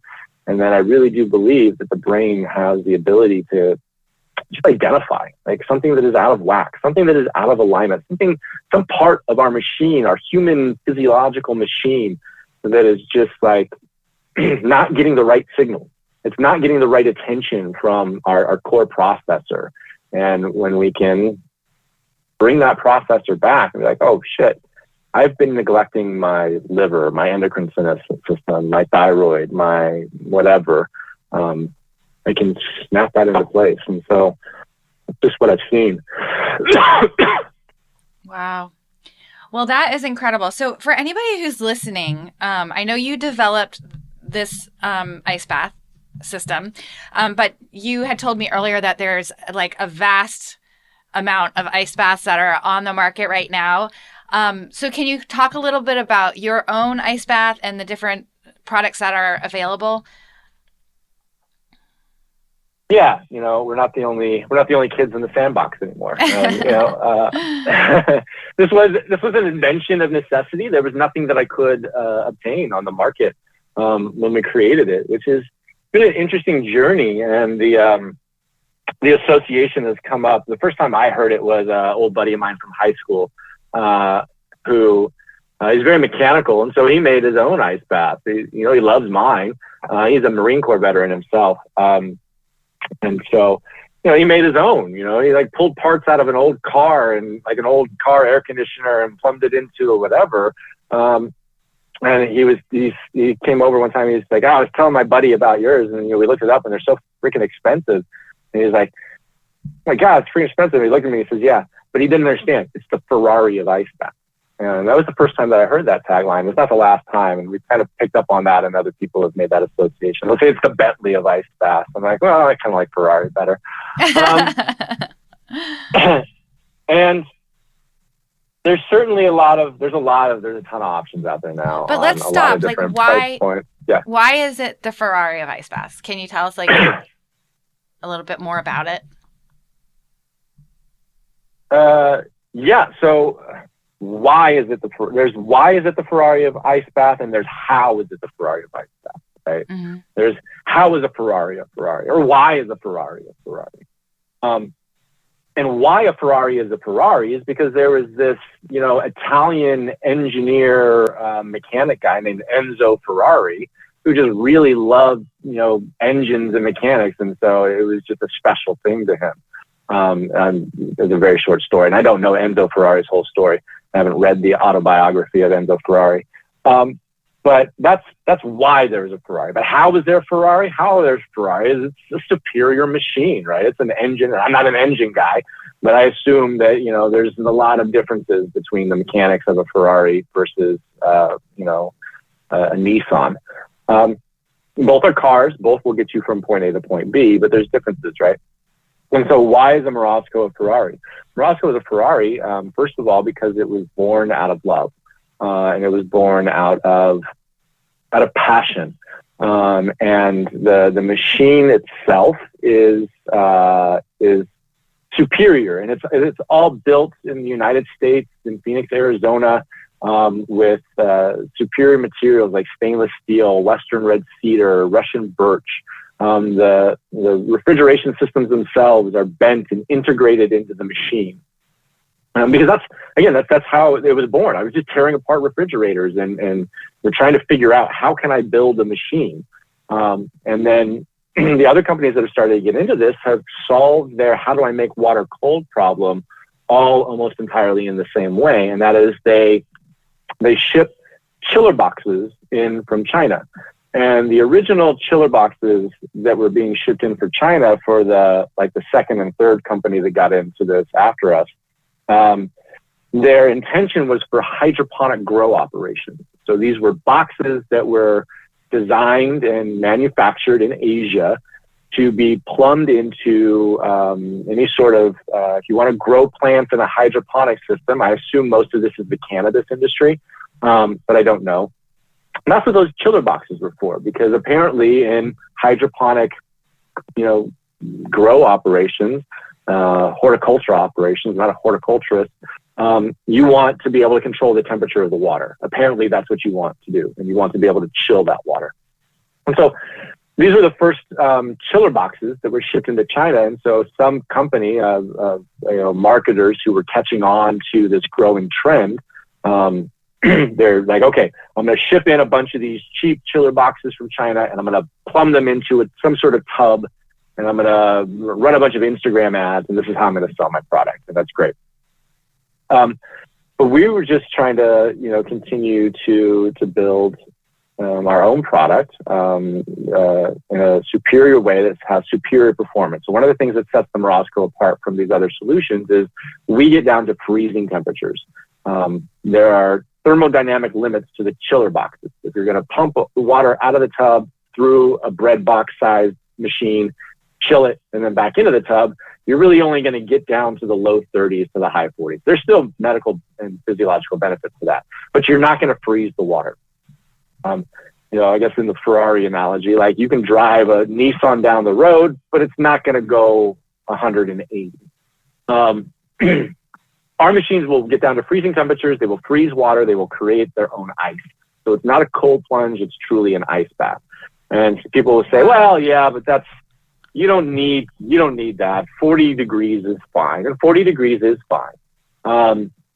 Our sense is that there are benefits for colder temperatures. First and foremost, the challenge of it. It's a more existential reckoning to get into 33 degrees versus 40 degrees.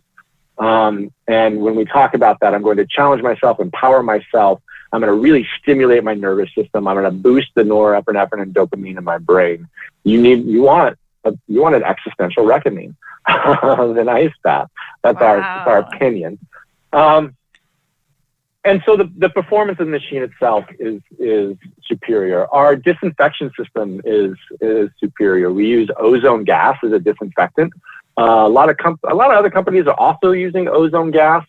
And I've never dissected somebody else's product, but my observation is that they none of them that I'm aware of only use ozone gas. They also have other chemicals that they put into their water, different chemicals. Some of them I don't even know what the chemicals are. I have an engineering degree, so if you put clarifier on the bottle, I'm like, tell me clarifier on the periodic table of elements. That's not on there. Clarifier is not a chemical. Clarifier is the name that you've given some sort of chemical or chemicals. So what is in here? And so I don't know why they seem to need these chemicals. A lot of them will use a combination of ozone and UV. And I'm like, it's like putting a hat on a hat. My sense is that there's something that isn't engineered right in their ozone systems, because if their ozone system isn't disinfecting the water sufficiently, then your ozone system isn't designed right.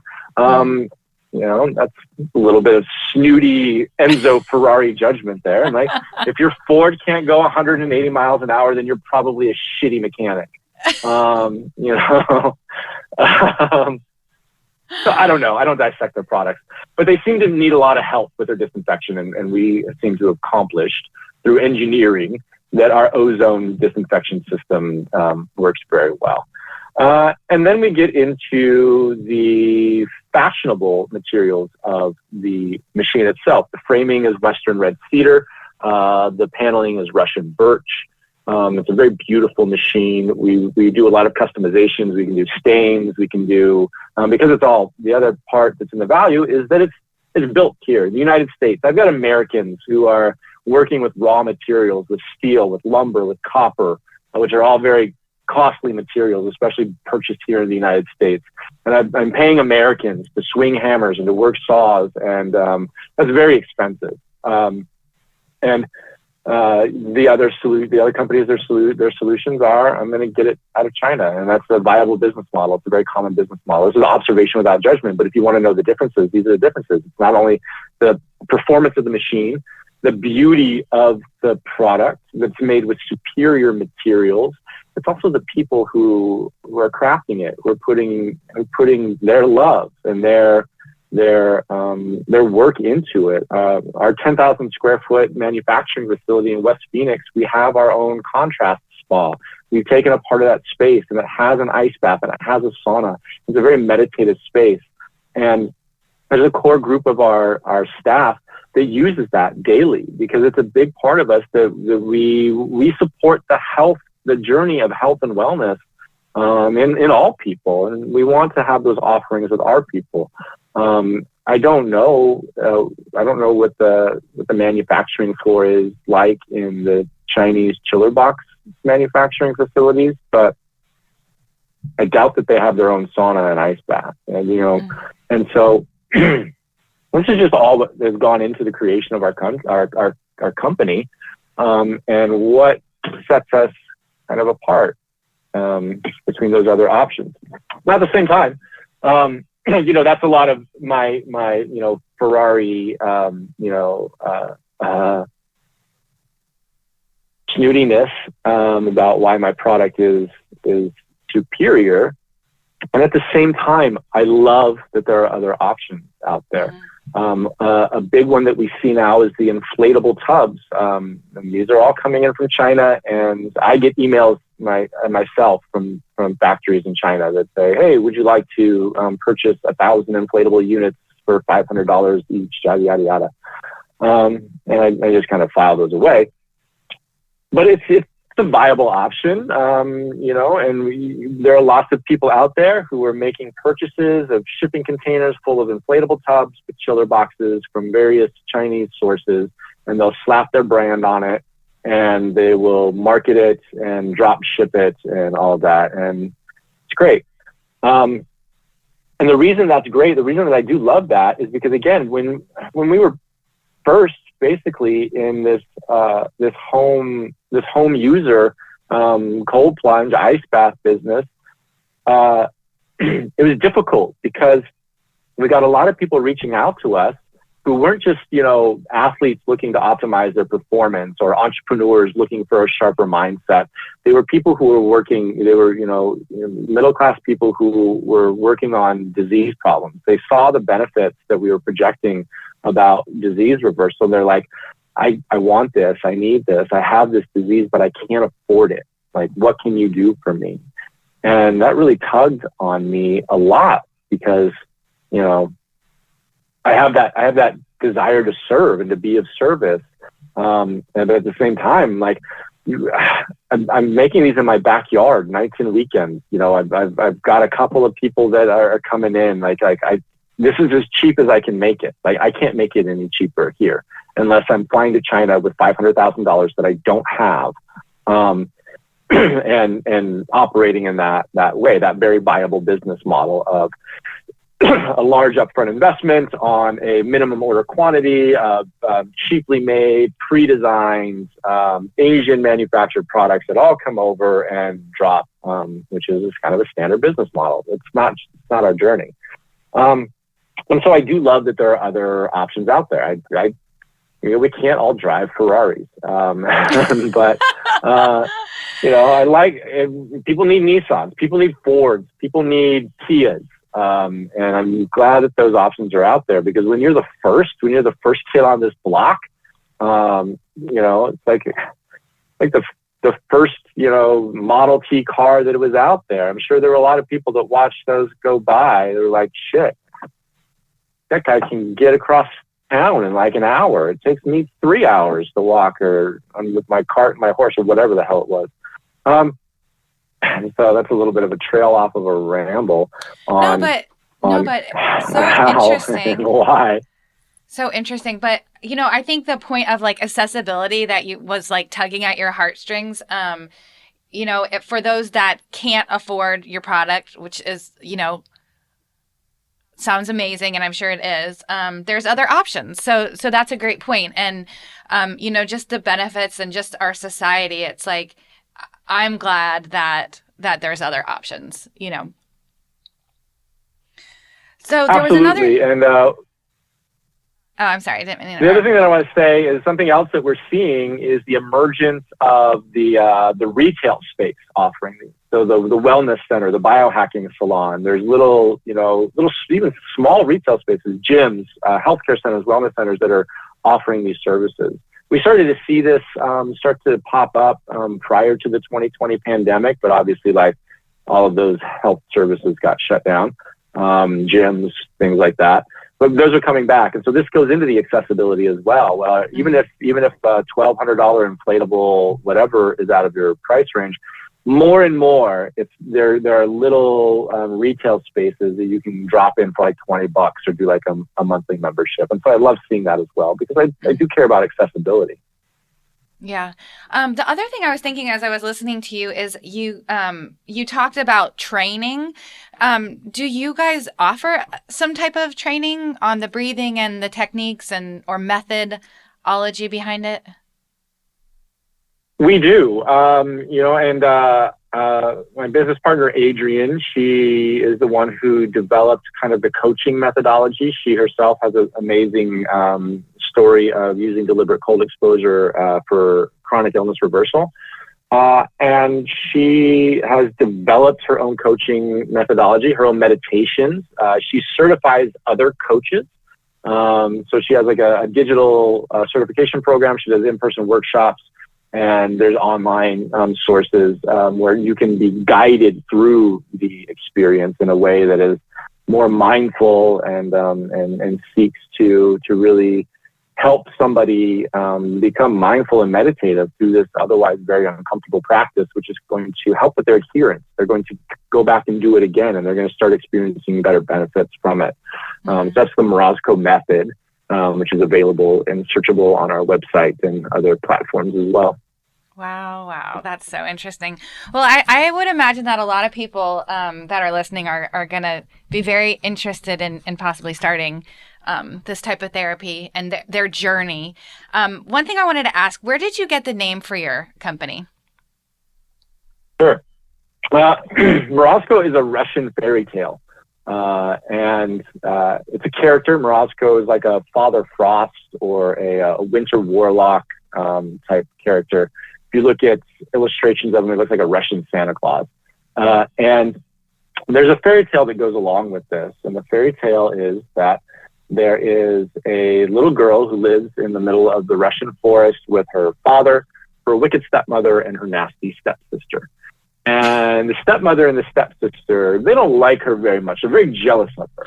And so stepmother takes her out into the middle of the forest and leaves her there to freeze to death. And the little girl, she's sitting in the middle of the forest, and she's cold, and she's shivering, and she's freezing. And Morozko comes around, and he's going to freeze her. But first he stops, and he asks her, he says, "Child, are you warm?" And the little girl answers him with stoicism and grace and says, "Yes, dear Morozko, I am warm enough." And so he doesn't freeze her. Instead, he's impressed by her. He takes her into his cottage, makes her a princess of the forest, and gives her all these jewels and all these gifts. And somehow the stepmother catches wind of this. And not only is the little girl not dead as she intended, but Morozko has taken her into his cottage, made her a princess of the forest, and given her all these jewels and all these gifts. So the stepmother says, I know what I'll do. I'll recreate this. I'll take my own daughter. I'll leave her in the forest. Morozko will find her, make her a princess, give her jewels, give her gifts, and I will be rich. So she does this. Takes her own daughter, leaves her in the forest. And the stepdaughter, or the stepsister, she's cold and she's shivering and she's freezing, and Morozko finds her and he's about to freeze her and he says, "Child, are you warm?" But this little girl, she's not stoic and she's not gracious. And so she kind of mouths off to him a little bit, and so he freezes her. Now, this is an old fairy tale that probably developed to get Russian children to not complain about being Russian children in Russian winters. It has a very, if you complain about the cold, you will freeze. But if you are good and if you are warm enough, you will get gifts. But what we take, the core that we take from the mythology is that if you meet the cold with stoicism and grace, it will bestow great gifts upon you. And so that's why we're not just a machine. We're not just a superior Ferrari of ice bath. We also have the coaching methodology. We guide people how to do this and why to do this. And when we guide them how to get into a deliberate cold exposure practice, it's not competitive. It's not meeting the cold with I'm going to attack it and I'm going to yada, yada, yada. It's about how to surrender, how to meet that cold with stoicism and grace, and how to become mindful and meditative while sitting in absolutely freezing water. Because not only does that make it a better, mentally a better process, and it keeps people coming back for more to get those gifts, those jewels, but it doesn't jack our cortisol levels up. We're not stressing ourselves out about it as much as possible going into it. We're not like, "Oh God, this is going to suck, but I'm just going to get it over with," which is an anxiety. That's fear about a future moment. And I'm getting into it "Oh God, what am I doing?" And then get out and kind of, jack ourselves up about it. We understand a big part of the practice is navigating the space between stimulus and response, and understanding that in that space between stimulus and response is our power to choose our response. And when we can choose our response, we can access all kinds of solutions to problems. And I'm loosely quoting Viktor Frankl right now. And so that's a big part of who we are, where we come from, and why we do what we do. It's not just a superior machine. It's also how and why to do this, and how to do it in a way that bestows great gifts upon us. Wow. Oh my gosh, that's just incredible. Well, Jason, so I'm so grateful that you took this time to talk to us. And for our listeners, what advice would you give them if they've never had an ice bath, if they've never even heard of this, or if they have, wherever they are, what advice can you give on ice baths or on deliberate cold exposure specifically? If you're looking to get started,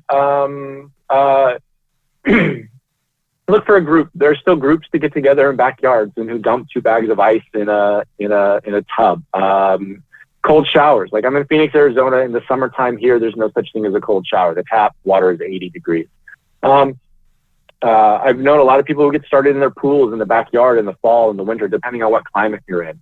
If you have a bathtub at home, go get your own ice. 200 pounds of ice, dump it in there. Have a buddy. And do these initial experiments and see how you feel about it, how you adhere to it. Do you want to do it more often? If you're in urban areas, look for the centers, the places offering them as a service. Look for the events. And that's a really great way to get started. And we have a ton of content on our website, including guidance into the meditation processes and YouTube videos on being mindful and meditative into it. So this is all a great place to get started. Wow. Thank you so much. So I have to ask, what's on your horizon? What you said that you've got an RV that you're actually sitting in for this interview. What are you striving towards now?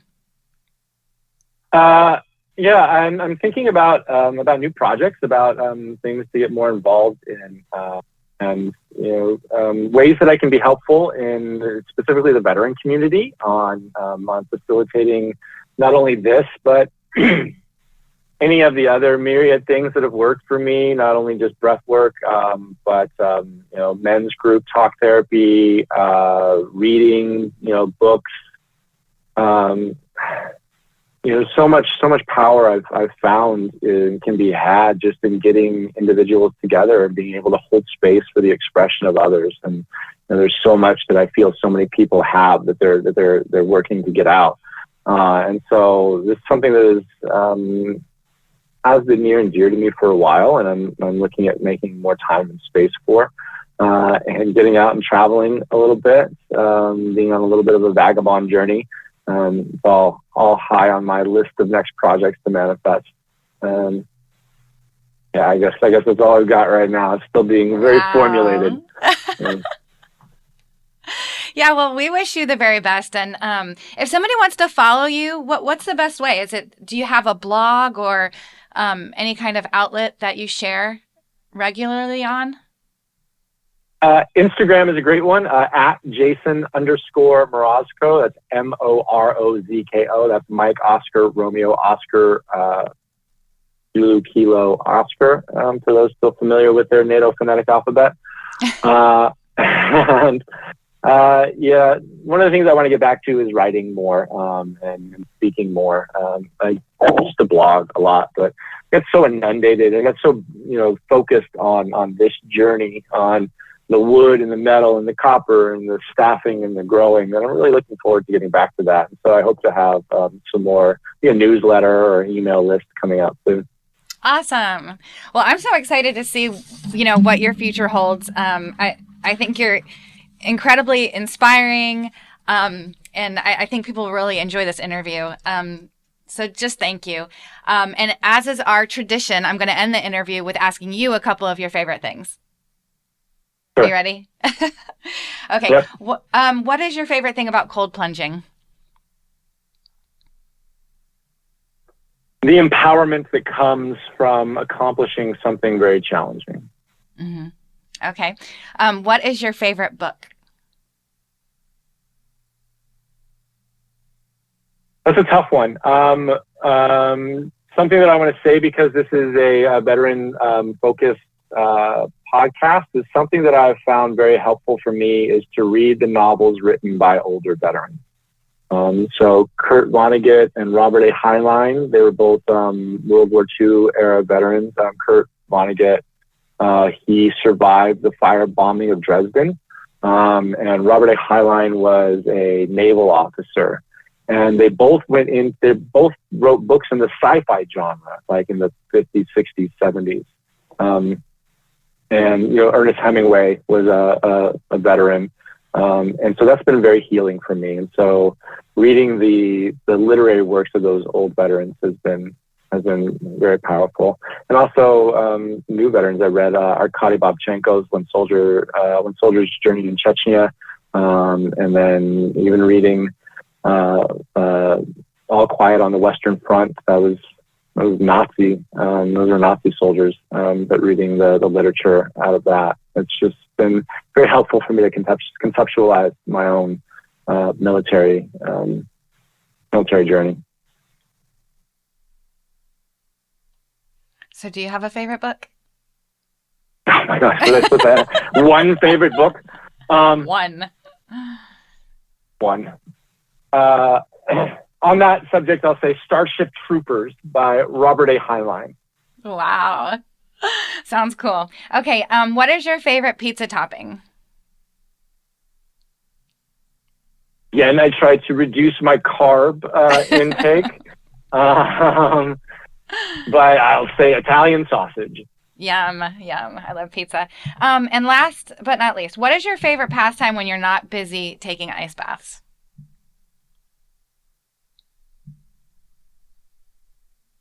I'm not busy taking ice baths. I'll say walking with my Rottweiler. Aw. I love that. Simple but elegant. And what was your Rottweiler's name? Dozer. Dozer? Dozer. Yeah. Very cool. Very cool. Well, Jason, this has been very eye-opening and very interesting. And I just thank you so much for taking the time. And I think there's a huge interest in ice baths in the veteran community. And so I hope that will get a lot of people this information. So thank you. My pleasure. Oh, one other thing I want to point out, if especially sparked in the veteran community, another thing that's good for accessibility is there are a lot of DIY groups out there. Like I told you about my buddy Wes, who's a Marine Corps veteran, who's mechanical. He built his own, and there are Facebook groups and social media groups of people who are, and a lot of them, like, they scroll back in my Instagram and look at what I was doing. And so they're in their garage, they're making their own. And, especially in the veteran community, because so many of us had mechanical jobs and things like that, working with our hands. That's something else that I really love that has popped up in the culture, is that kind of person like me in their backyard just figuring it out. Yeah, that's awesome. All right, well, best of luck to you, Jason. Thanks again. Thank you. Thank you for listening to our Behind the Warrior podcast, brought to you by the EOD Warrior Foundation. The EOD Warrior Foundation is a 501c3 nonprofit organization serving the EOD community by providing financial assistance, scholarships, and providing hope and wellness resources for the active duty, reserve, National Guard, retired, and veteran EOD communities and their families. We also honor our fallen and wounded EOD technicians by maintaining the EOD Memorial and Remembrance Garden. We do all this through the generosity of individual and corporate donors and sponsors. If you would like to assist the foundation or support our Behind the Warrior podcast, click the link on our webpage at eodwarriorfoundation.org or contact us at info@eodwarriorfoundation.org. Thank you for listening, and don't forget to tell a friend. The various opinions, beliefs, and viewpoints expressed by guests, contributors, and participants of the Behind the Warrior podcast are their own and are intended for informational purposes only. They do not necessarily reflect the opinions, beliefs, viewpoints, or policies of the EOD Warrior Foundation or its employees and volunteers.